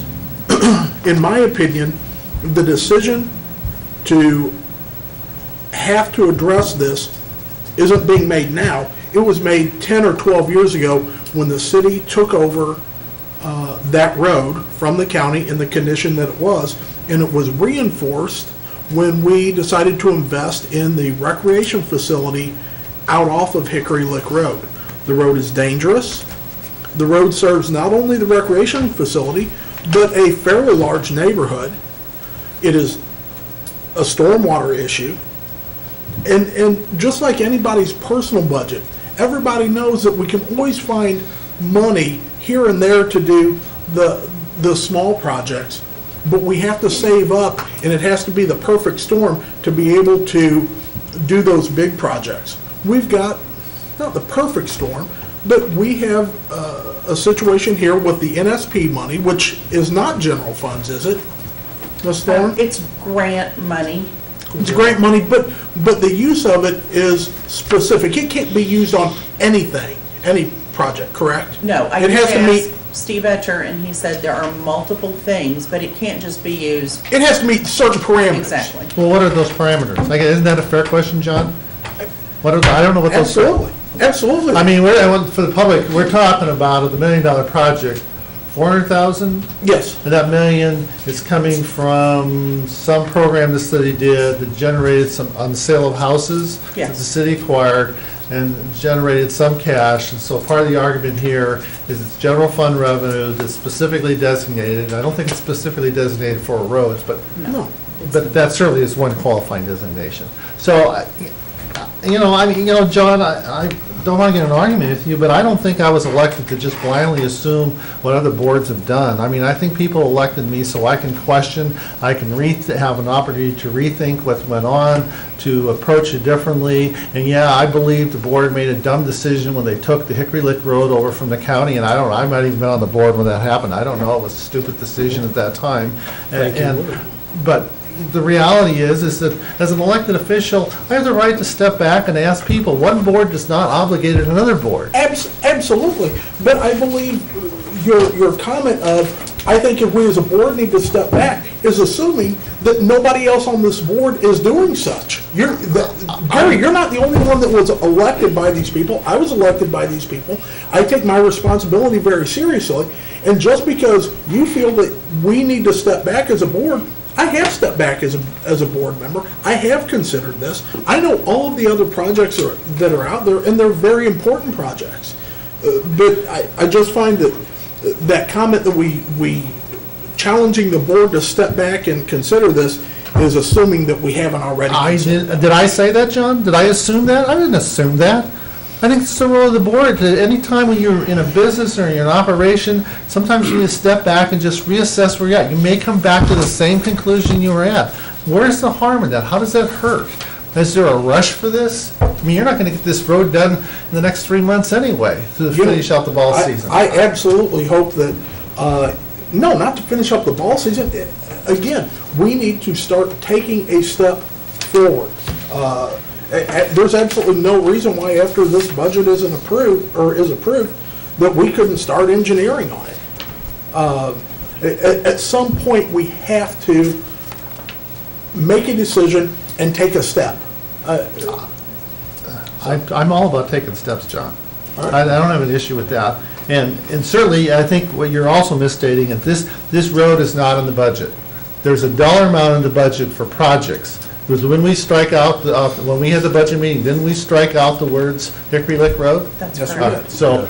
So as a point of reference, there's money in the budget, $1 million to do a project, but the budget does not specifically say this. So this would have to be a separate decision from the budget. Every budget, just because it's approved in the budget, it comes again, the board votes on it. So yes, anything that's in the budget will need to be. I'm a little bit, I asked at our budget meeting, because I was told it could only be used for certain things, and I think that if I understood correctly, most of it's infrastructure type items it can be used for. Well, I did ask Steve Etcher the question, and his statement was that there are a number of things that it can be used for. It does not have to be streets, sidewalks, or that type of situation.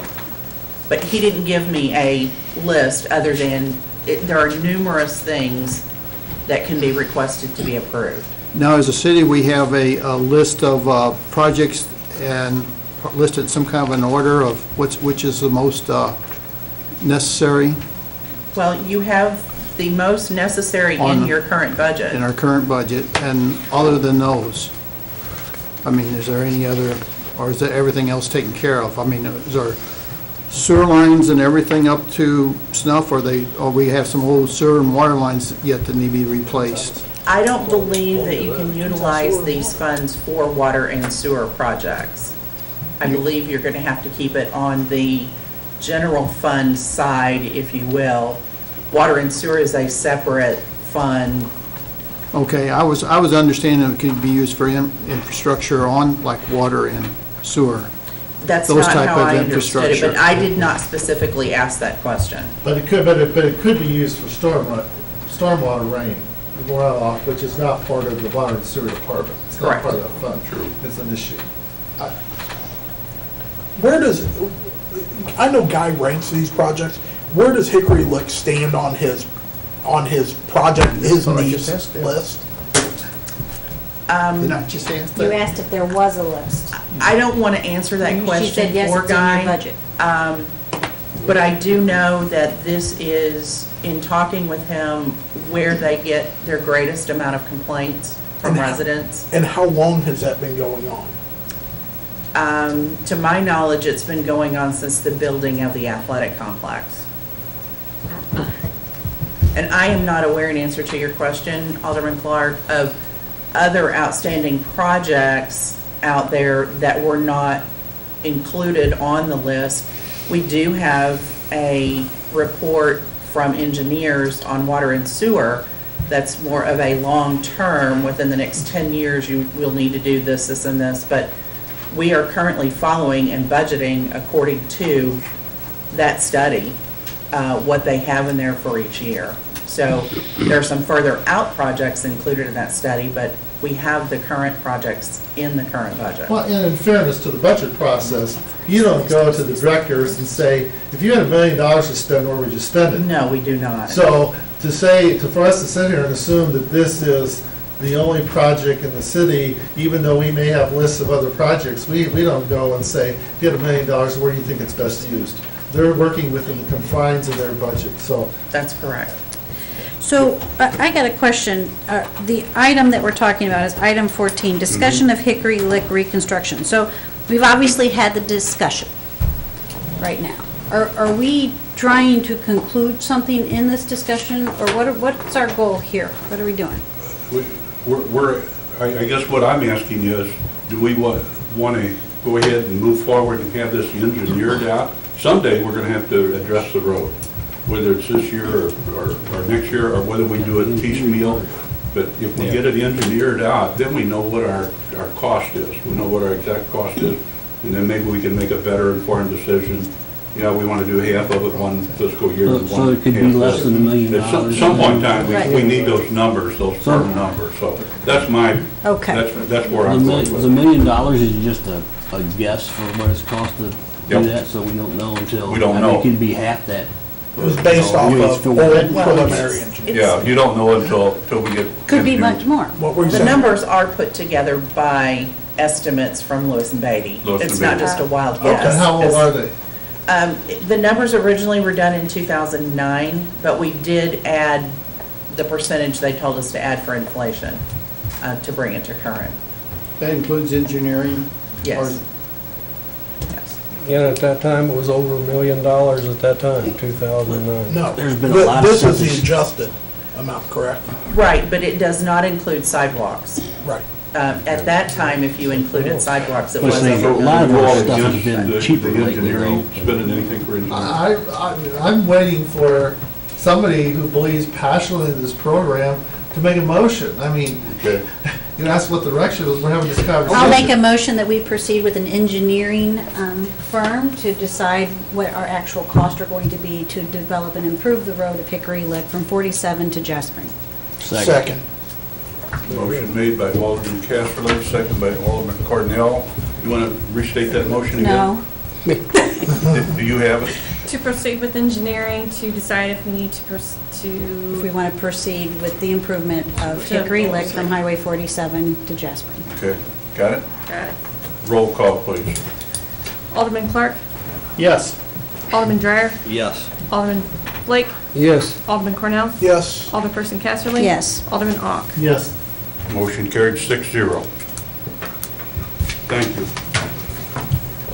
Item 15, amended agenda items. What are we doing there?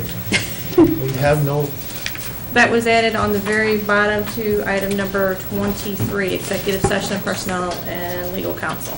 do we have to make a motion, or we have to approve them in the agenda? No, that would be if there was an actual item, like somebody came to be added to the agenda, we would put them there. That's always on there. It's So always there's no going to stay action on there, required, correct. Nothing? Okay. All right, then we're going on to Gabrielle Curry, Finance Manager. Good evening. You all have the ordinance to approve the budget. That's going to come through later on, but I just wanted to give you guys an overview. So I'm just going to hit the highlights. I want to start out by saying that the local economy seems to be showing signs of slight improvement based upon the sales tax, beginning an upward trend over the past fiscal year. However, there have been closing of additional stores out of the outlet center, which reduces that positive effect, but that is somewhat offset by new businesses that have opened within the city. I want to look at the revenue. Total projected revenues for all funds of the city are $8,417,617. That does include the water and sewer revenues, which are $2,720,091. And that includes a 3% increase in water and sewer rates. So that equates to an average increase to residential customers of $1.23 per month. Sales tax is expected to remain level at $2,401,500, which takes into account the declining revenues from the outlet center and revenues generated from new businesses. Real estate and personal property tax revenues are projected at $417,000, which includes a 1% decrease based on estimated receipts for the current year. We continue to maintain reserve balances for the water and sewer fund and the general fund. Water and sewer fund being $1.3 million and the general fund being $1 million. When we look at the expenses, the operating expenses for all funds are projected at $5,961,791, which that does not include the capital expenditures or the debt service. We've included a 1.7% payroll increase along with a 9.9% increase in health insurance premiums. Utilities are projected to increase by 12.7%, and that's largely due to the electricity costs increase. We're expecting those to increase by 10%. Liability and property insurance are projected to increase 5%. And then workers' compensation is expected to increase 19.8% based on the expenses that we incurred in this current fiscal year. When we look at the capital expenditures, the capital that is included in this budget is projected at $4,348,140. The road, street, and sidewalk projects totaling $1,517,381 are included. We have included repairs and improvements to wells, towers, and water lines totaling $1,190,700. That does include two projects for two water line projects that require boring under Interstate 70. We've also included engineering for wastewater treatment plant upgrades to capacity and infrastructure, in addition to other sewer improvements, which total $600,000.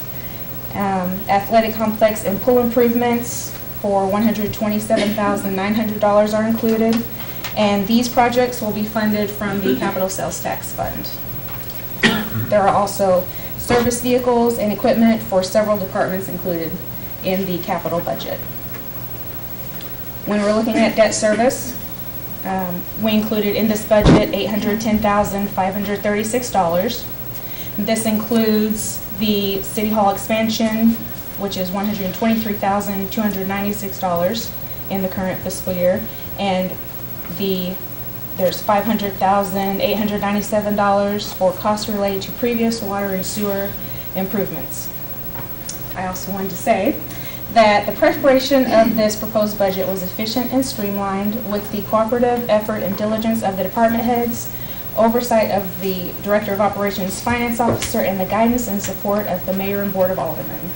I want to thank everyone involved for making this document a financial guideline that we can use effectively to manage city funds in the upcoming fiscal year. Thank you, Gabrielle. Thank you. We appreciate your work and effort. As the chair of the finance committee, can I make a few comments, Jim? Sure can. Since I don't get to make many comments. I want to thank Gabrielle and the staff for doing this. Being in an organization that thrives on budgets like I'm at, they recognize that it's a substantial effort on the part of staff over and above what they have to do on a regular basis to put their budgets together and think about the process. So I think the board needs to recognize that the effort that's being put in. I think the other thing we probably need to tell the citizens is Gabrielle talked about reserve numbers of $1 million and I think it was $1.3 million that the city has in reserves. And any organization that's financially viable generally has to have 3 months operating expenses as a minimum, and she builds that to the budget. So I think it creates a situation where we can look at numbers and feel comfortable that we're viable as an organization. So maintaining that as a goal is, I think, it's critical. The other thing I think would be interesting if we would consider at some point in time putting the budget meeting into the public televised, because that's really the bones of how the numbers come together and the discussions that people hear. When you look at the budget off of this meeting, it's a lot of numbers, but you miss the discussion and the thinking that went behind it. There was a lot of hickory lick discussion out that, so it had them an opportunity to hear that and then be able to come back with us in comments. I think finally the other thing that was missing that we probably need, if it would have been televised, that I think the city needs to be aware of is the issue of the old city swimming pool. We've had several times, several boards have brought up the idea of a sales tax for putting a new park in and all that. And I think the analogy that John used at the prior meeting was that it's kind of like an old car. And you got a city swimming pool that's been there a substantial amount of years. It's been well used. It's currently well used. But every time something gets that old, you put dollar amounts into it that you probably otherwise would not consider. It's kind of like when your old car loses its transmission. You can say, well, I have to spend $2,000, so that's a lot of money. But then again, maybe that's the equivalent of 5 months of rent payments, interest payments on a new car, and we don't want to go out and spend a new car. So the city's kind of in a dilemma with the old pool and the pool park that I think the taxpayers need to be aware if we bring this issue back for a vote sometime in the future, that we're dealing with a situation there that's requiring continually capital expenditures, and you're kind of, to use a biblical expression, you're kind of putting new wine skins on the wine, and it necessarily doesn't hold. And so something we wrestle with on the budget side, and I know the staff wrestles with every time we have a decision. So I think from a budgeting standpoint, I think the city needs to be aware. That's one of the things we wrestle with. It's kind of like we wrestle with the road issue. That's just part of it. I think that would be a good idea to televise that workshop meeting on the budget each year. Yeah, because you really see the guts of the city and why, sometimes you look at budget numbers, you go, what was that all about? Yeah. Well, now you get to find out what it was about. We'll put those together. Now you get to see how the staff responds to and defends what they think it should be in the budget, and how the board counters the argument and the stuff. Agree. So it really is a good working tool, I think, for the public. I would like to see us work towards televising all of our work sessions, whether it's budget or not. I think a lot of, it clears up a lot of things to the public. Excellent thought. Something to think about. Any other comments for Gabrielle? Thank you, we appreciate it. Yeah, thanks for your hard work. I'm on item 17, Director of Operations, Finance Officer Terry Thorne. What do you got for us, Terry? My first item for you this evening is the renewal for our life insurance policy. It is through Scott Agency and it is with Anthem Blue Cross. It does reflect a 5.5% increase, which equates to 1 cent per thousand. It sounds like a big number, but it's really a penny per thousand. That increase brings it from 18 cents per thousand for life and accidental death to 19 cents per thousand. This is one of the policies that we bid out next year along with the health and dental. And hopefully we'll have a broker situation, which will make that whole process much easier. But I'm asking you to approve the renewal with Anthem Blue Cross through Scott Agency for our life insurance policy. So moved. Second. Motion made, Alderman Hogg. Who was the second? Alderman Flake to accept the life insurance renewal through Anthem Life, and that's through the Scott Agency? That's Is that correct. right? In the amount of $5,183.24? Is that correct? That's correct. Okay. Roll call, please. Alderman Dreyer? Yes. Alderman Flake? Yes. Alderman Cornell? Yes. Alderperson Casterly? Yes. Alderman Ock? Yes. Alderman Clark? Yes. Motion carries 6-0. The only other item I have for you this evening is the results of the annual fuel bids.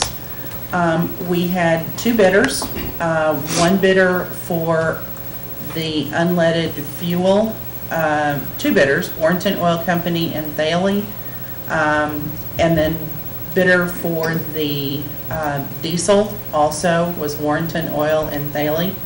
Our recommendation is to go with the low bidder on each of those, which is Warrenton Oil on the diesel fuel and unleaded fuel from Thaley, and both of those are our current vendors and have been for a number of years for both those products. What does 10% above the OPIS St. Louis rack average on diesel products mean? What is that? Gabrielle has done a lot of research on that, so I wish she were still here. She knows more about it than I do, but it's taking an average. Opus is one of the groups who looks at average fuel prices and I think sets those rates, as I understand it. And so what they're saying is 10 cents above that, and it's an ever-moving rate. So we would not know at any point in time what that number really is without looking at it. It changes on a daily basis. But we feel comfortable if it's below the proposal of the other person of 5 cents below the pump price in Warrenton? Right, we could Historically. not go with Thaley for diesel because it has to be delivered to our locations. Oh, okay. There's a tank at the treatment plant, there's a tank at the shed. Thaley's only option is at the pump. Okay. And we don't have any diesel vehicles that would go to the pump, so it has to be delivered to our locations. Okay. And we only got 2 bids on that. And they're the only 2 that we've had for a very long time. Long time. So- That's interesting. Do we need a motion for each one of these, or can we group those together? I think we need a motion for each one. Each one, okay. So I entertain a motion first on the diesel bid. Make a motion to approve the low bid for diesel fuel delivered to location of Thaley Warrenton Oil Company at 10 cents above OPA's St. Louis average. Second. Motion by Alderman Cornell, seconded by Alderman Casterly to approve the low bid from Warrenton Oil Company on diesel as posted pump price 10 cents above OPIS St. Louis average. Does that sound right? Not the posted pump price, just the 10 cents above Opus St. Louis average. Okay. Did you correct that then? I can. Okay. Roll call, please. Alderman Flake? Yes. Alderman Cornell? Yes. Alderperson Casterly? Yes. Alderman Ock? Yes. Alderman Clark? Yes. Alderman Dreyer? Yes. Motion carried 6-0.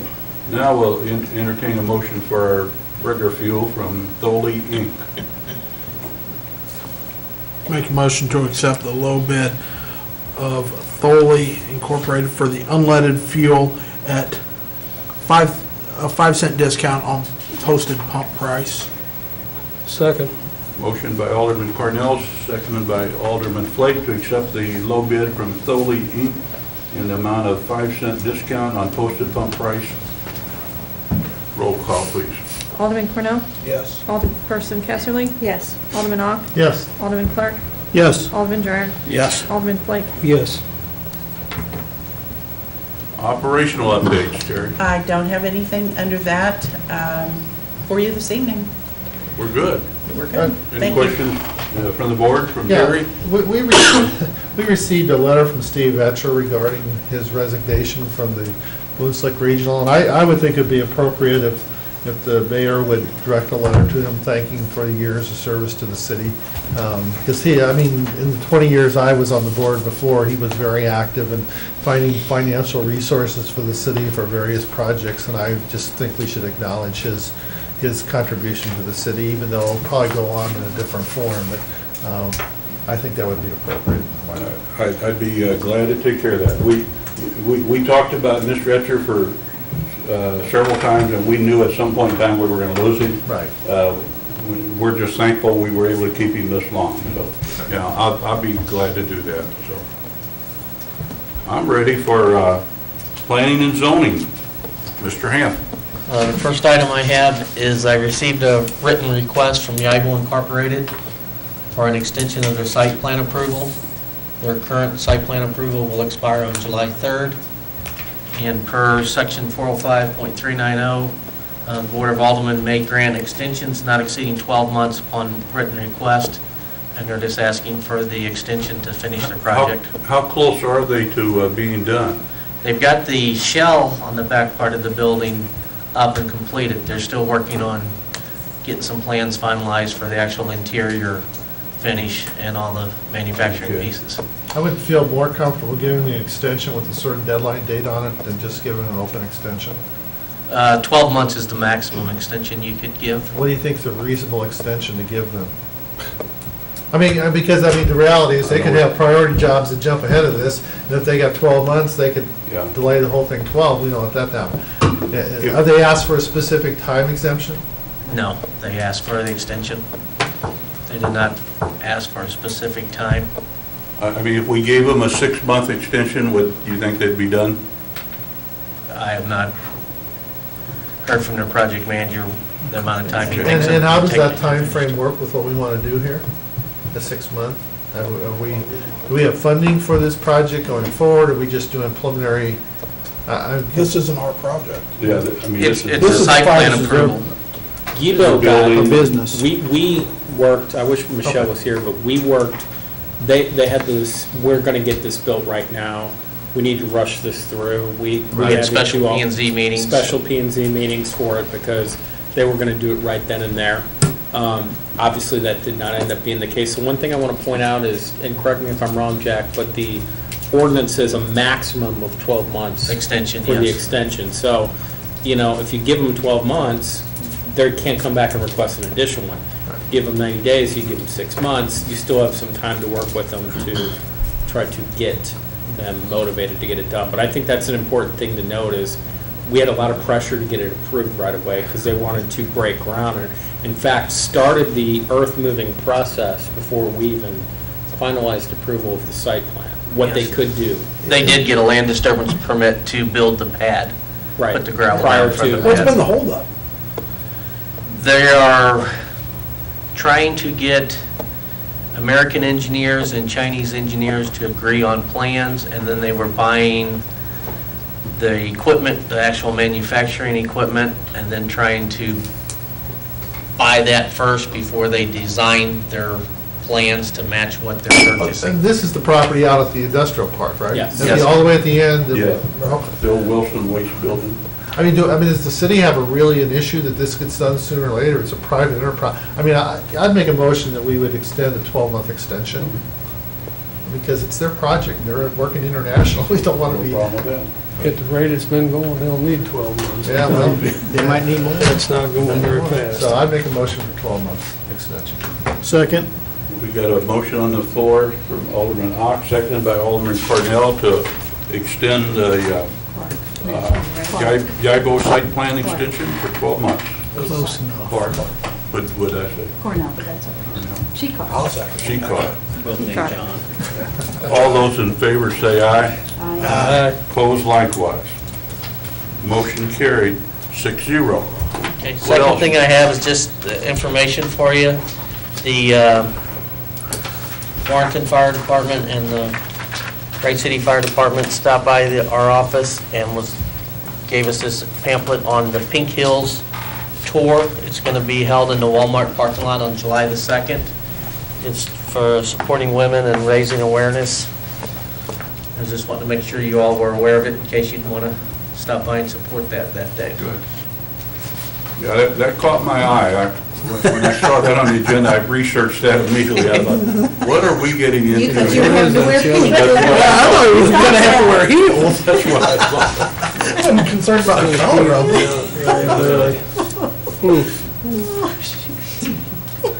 All right, Jack, I'm on 18C. The next item I have is the proposed amendment to Chapter 425 sign regulations. And I have highlighted all the proposed changes in red, if you have any questions. Any questions or concerns about our sign amendment? I'll entertain a motion if there's none. Do we approve this, or is that part of the bill? They will actually have a bill at the next meeting. This was just in case there was any changes. So if I can get you to approve it, if you don't have any changes, then we can do the bill for the next meeting. Okay. So you want a motion to approve the changes? Make a motion to approve the changes to Chapter 425, sign regulations. Second? Motion by Alderman Cornell, seconded by Alderman Flake to approve the amendment to Section 425 sign regulations. Roll call, please. Alderperson Casterly? Yes. Alderman Ock? Yes. Alderman Clark? Yes. Alderman Dreyer? Yes. Alderman Flake? Yes. Alderman Cornell? Yes. Motion carried 6-0. Item D, building and property maintenance report. The next item is just your copy of the building and property maintenance report for the month of May. Real quick question, and it's been a while since I've done exterior work on my building. I thought it used to be that the city, as long as you did $1,000 of work on your own, that there was no permit required? Is that all changed over time? I do not know of any dollar value. The only reason I ask is because I saw here, somebody did $50 worth of work on a fence and paid a $40 fee, and just, That don't make sense. it seems out of proportion to, I mean, why did they have to pay a fence fee if they're only constructing $50 worth of I stuff? believe on that particular one, they put a $50 value of what they actually purchased, all the other material was Oh. donated, or they got it for free, picked it up scrap. So in all, it was above a certain dollar amount, so therefore they had Yes. to pay a fee. Okay, that's, Well, just looked bizarre. Alderman Ock, there's not a minimum dollar amount, like if you spend less than this amount of money. I think $25 is a minimum permit fee. Right, but he's saying if you spend less than $1,000, you don't have to get a permit. Yeah, I'm not aware of that at all. There's no code. so how do I mean, if I want to tear down a section of my fence and replace it, how do I know if I need to get a permit or not? Well, how big of a section are you gonna tear down? Big enough so I don't have to pay the fee. No. No, see what I'm saying? Right. Yeah, no bigger than that, yeah, so, I just don't know, I mean, because I asked the question because I know in other municipalities, anything you do, period, has to be, you have to get a permit for. Right. But there seems to be a little bit more flexibility in the city of Warrenton. I was just kind of trying to figure My out. understanding is if you have an existing fence and you're repairing the existing fence and it's going back exactly as previous, you do not need a permit, Okay, all right. if that answers your Can question. I ask a question about our friends on Roy Avenue? You may. They've got their permit, I know this is your turf, sorry, No, that's okay. It's all our turf. but how long can they leave the dumpster out front? I guess as long as they keep paying for it, till the dumpster people come and get it. But there's no length on a project like that. Yes. We did research this, Yeah. and there is nothing in our code that prohibits them from having a dumpster at the property. And a porta potty. Well, do they need to build an enclosure around it? Good point, John. It's been there long enough. It's been there a long time, and That thing's been there, what, 6 months? since maybe- January. Yeah, maybe The we fire put was an in enclosure January. around it. There is an ordinance for that. You know, we only work certainly on could that pursue structure that, but we did look occasionally. to see if there's a Dumpster maximum line, time limit in our Yeah. code, and there's, I think that if we can make a note of that, that is something we need to address as a board going forward, because it is, it's obnoxious that people should have to look at a porta potty and a dumpster. And can they have, For that is there one. any regulation on a porta potty in the front yard of the residence? I mean, I'm not one that I- believes that we I will say should this. regulate every structure and. At one point in talking about building codes, I did bring up to the board the fact that there are a lot of cities that permit dumpsters because of the situation. Decision was made, well, we don't need that, we don't think we need that. So, you know, there is an easy, accessible ordinance for dumpster permitting, and, you know, do you do it, do you not do it, is there a length of time, do you not do it, because dumpsters are used all the time. Porta potties, dumpsters, any of those things, you could definitely do it. The problem is on these roll-off dumpsters is, it's just like a vehicle. You move it down the street and you bring it back if you have some time limit set as opposed to a permitting process. Because what starts the clock over and that becomes somewhat arbitrary. That's why the permitting process, I think, is a better method of regulating and keeping it from happening. Would you have do the permits have a time frame on them? Yeah, typically what they do is they say it's valid for 30 days, or it's valid for 2 weeks, or it's valid for this, where it is a continuous period of time you can have a permit, as opposed to say, well, you can't have a dumpster, where it basically says you have 30 days where you're authorized to have a dumpster in the front of your house, as opposed to a ordinance that says if you have a dumpster longer than 2 weeks, well, when is it there, when is it not, because you really don't have a beginning period with a permit or an ending permit. You don't have the same beginning and ending period with a permit that you do with an ordinance that tries to regulate parking, or, you know, it's a similar thing. But our permit doesn't have a time frame on it right now, right? We don't have a permit at all for it. That was one of the things There is we no brought dumpster up. permit. Oh, there is We no. talked talked about it at one point, and there was a decision made by a prior board to say, we don't want to do that. How, have we had conversations, what is the situation with that property? They were working with the insurance company, and they had to provide engineered plans for I- the rebuild. I will You're also. talking about the house that burned. I will also say this, if the dumpster is open, it's a health and safety concern, it can be a nuisance, same with the porta potty, so I think that's something we can look at as well. I would like to, we're short on time, it's not on our agenda, but I would like to look at that going forward. If we could put that on agendas and get some sample wording, Chris. Oh, for the dumpster permit, sure. Correct. I mean, I think, you know, when we deal with, and Fred will remember this, when we deal with situations where property owners have fire and dealing with insurance companies, I think you remember the one north of town where they had a garage burn, and we had a constant stream of complaints from property owners surrounding there saying, when are they ever going to get this thing fixed? And their response was always, we're wrestling with the insurance company. So, you know, it's an uncomfortable situation for the party who has the damaged property and for the residents, and maybe we need to look at something to see what's reasonable. We just had a similar one like that on the south side, the house that burned down. Yeah, that took years That there. took a long, long time. And I feel sorry for the people, Oh, yeah. they're waiting for the insurance company to pay, and the insurance company doesn't want to pay, and your And- fault. And Yeah, in this I don't case, do that insurance. Here's my issue. I understand that they started and now they're having an issue, and I understand it would cost them several $100s probably. But at this point, have the dumpster picked back up, have the porta potty picked Bring back them up, back. and when you're ready, have it delivered back out. Yeah. agree. Yeah. So if we could put that on future agendas. Oh, sorry about the rubber band. All right, did that answer your question? Pick up. Anything else? Jack? That's got it, sir. Is that it? We're going to go to Brad. Brad's wanting to go home. He's yawning back. Wake up, Brad. Good evening. You have my monthly report for May for the month. Finding plenty grass to mow?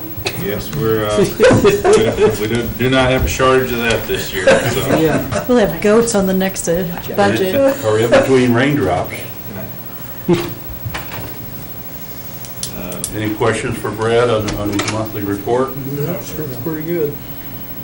If not, we're going to go to, Next, I have the request to hire Priscilla Thompson as a seasonal part-time grounds and maintenance worker at $10 an hour with a start date of June 24th. So moved. Second. motion made by Alderman Ock, seconded by Alderman Dreyer to approve Priscilla Thomas as a seasonal part-time grounds and maintenance at $10 an hour with a start date of June 24, 2013. Roll call, please. Alderman Ock, Yes. Alderman Clark, Yes. Alderman Dreyer, Yes. Alderman Flake, Yes. Alderman Cornell, Yes. Alderperson Casterly. Yes. Motion carried 6-0. Brad, you can go home if you want. Thanks, I Brad. want to hear a couple more things. You got a couple more things? No, I don't have, I just want to, I'm going to stay for a little bit. Okay, all right, help yourself. Are you done? Yes, I'm done. That's all I have. Thank you. Chief, up to you. I have my monthly report for May, just a couple of things from the Criminal Investigation Division report. We've had at least one meeting with the prosecuting attorney's office in reference to the Midwest gold robbery that happened back in March. We're feeling pretty confident now that we'll see charges fairly soon. We've just got a couple of other loose ends to wrap up, and feeling pretty good about that. So hopefully within the next 30 days we'll have something on that. The other thing that was of interest, you see a reference there to having the Secret Service help us with a child molestation case, which is unusual, except this was a situation where our detectives actually went to an interview and interrogation school that a Secret Service agent was the instructor at. And he's a polygraphist, and he's like, if I can ever help you guys with something, let me know. So they thought about this case that's kind of been hanging out there for a while. They just couldn't get the guy to talk about it. And he came in and really did an incredible job and basically elicited a statement from him that incriminated him. So Great. that's kind of an odd situation, but it really worked out for us. So anyway, that's all I have on the report. Any questions? Any questions for the chief? Seems like there's a lot of tall grass situations. Yeah, those guys are staying busy. We've had very few nuisance hearings, though. They're doing a pretty good job of, knocking on doors and making phone calls and getting people to move on that, so. I think they're doing better at making contact with people. Yes, they absolutely are. I know I talked with one of them yesterday, and they seem like they've got a good handle on that. And I feel sorry for them, and I feel sorry for some of the property owners this year, because you have to work at keeping your grass down. Yes, you do. With all the rain and moisture and stuff, it's been tough for me to keep my yard mowed. So I haven't got a ticket yet, but I think they're watching me pretty close. I saw that little lady taking care of it for you, though. Yeah. Sometimes she gets rained out. I did want to mention, Mayor, you asked me about this before the meeting. Yeah. The Hector Picard, who is a double amputee, is actually also a motivational speaker and does Ironman events, etc. He will be, he's on a 3,200-mile journey right now in support of a child that was born without any arms. And he will actually be coming into Warrenton on Friday afternoon. I'm not too sure what the timing is yet, but I'm waiting for a call back from the people that are handling that. We're certainly going to do our best to help them get into town safely and get out of town again on Saturday morning, but just something for everybody to kind of look out for, and maybe something for the paper to be aware of as well. Okay, good. Any questions for the chief? 5 on the ride-along, huh? Yeah. Staying pretty consistent. That's good. Wasn't John 5 times, was it? No. Are you ready for your second? I'm about ready. They said About it ready? hit third. It's Livens up in the summer, they said. It does. Melody, got a report for us? Actually, I need to schedule a city grounds and cemetery meeting. The city was approached by a trustee of a estate. There was 8 lots that were purchased by a husband and wife. They had 2 siblings. The one sibling has passed away, he never married. The other sibling was married. They have both since passed away, and they never had any children. So there's 3 remaining lots out there that the trustee was wanting to see if the city would be interested in purchasing. Or buying back. So set up a meeting with, I believe Karen Casterly is the chair, and then John Clark and John Cornell, when you guys can get a chance, so we can discuss and bring a recommendation back to the board. Okay, you all on board? Can we do it one night before a regular board meeting? You can. Well, I will be out of the country the 25th through the 9th. Out of the country? Yes. Oh, that's kind of exotic. Gotta get away from you. Heck, I won't even be out of the county. Is there urgency in doing it? He is trying to work on getting the estate closed out. So hopefully if we can do it sometime in July, though, and then report back, that would be great. Does he have a price in mind? The graves were purchased back in 1961. $25 a piece, right? $200 for 8 lots. I'm not doing that. For 8 lots? Yes. Wow. I could do that. Wow. Sell them all. Right That's now, grave lots sell for $200 if you are an in-town resident, $400 if you're out of town. So, Wow. I don't know if there's a specific number in mind, or think about it or what. I am So- available so you- Thursday for- night. For the second, maybe, What about- the second meeting in July. This Thursday I won't be.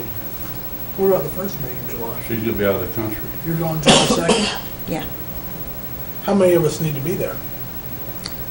2, I think, would be fine. I I mean, mean, I'm not trying to cut you out, but Jesus, Morgan, that's my duty. you can call in internationally. Okay, I'll call in internationally. There we go. That's fine. I mean, I think we can probably find a pretty reasonable result for the gentleman, so. I don't have a problem taking 5 minutes at the end of tonight's Yeah. meeting. You're gonna do it before the next Can we meeting? do that? No, I you think- got Oh, the we rest of have- the committee. Post it. Okay. Has to be posted. Yeah. so when is it again, are we doing What it? is it now? What are we doing? Gonna meet before the, what is it, July 2nd, our next Are you meeting? okay with that, Karen? Sure. Check with me first I before you will. answer. At 6:30? 6:30? Like at 6:30? That'll work.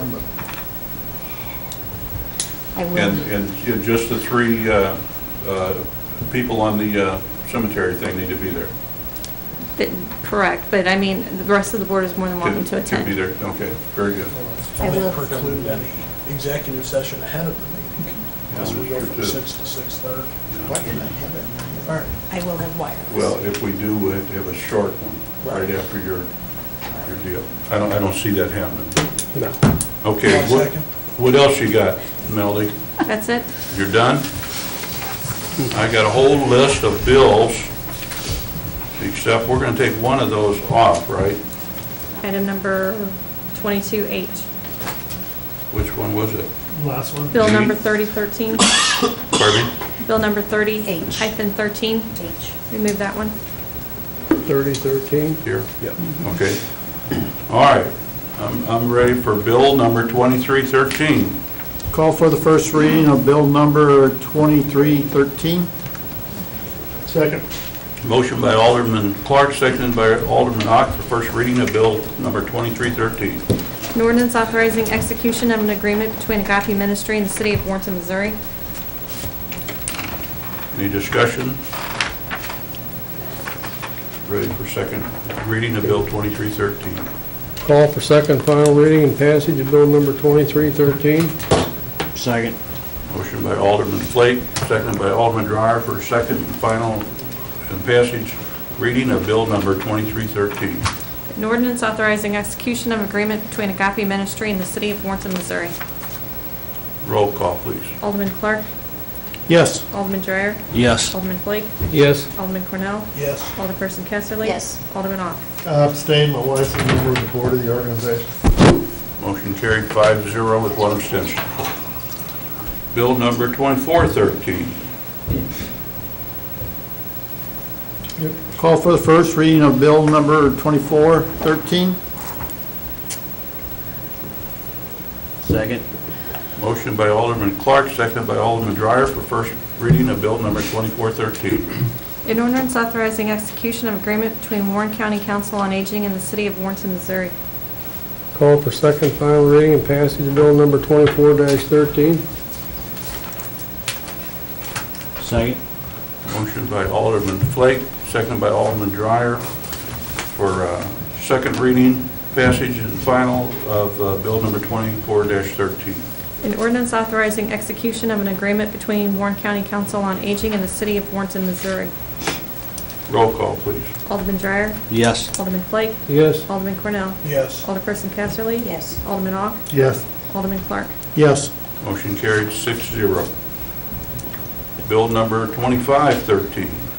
Call for the first reading of bill number 2513.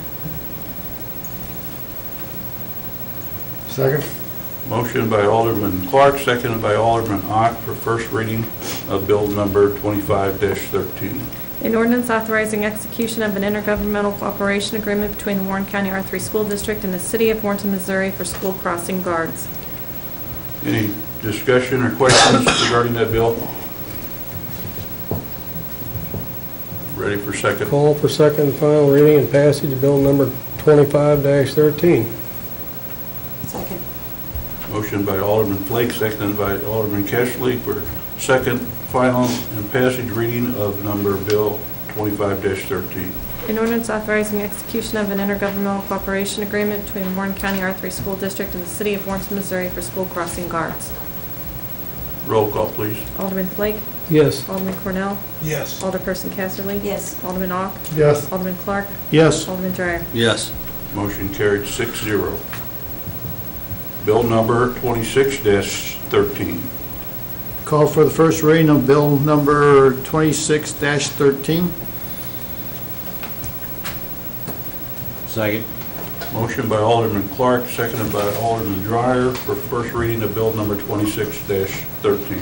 An ordinance authorizing execution of an intergovernmental cooperative agreement between the Warren County R3 School District and the City of Warrenton, Missouri for school resource officers.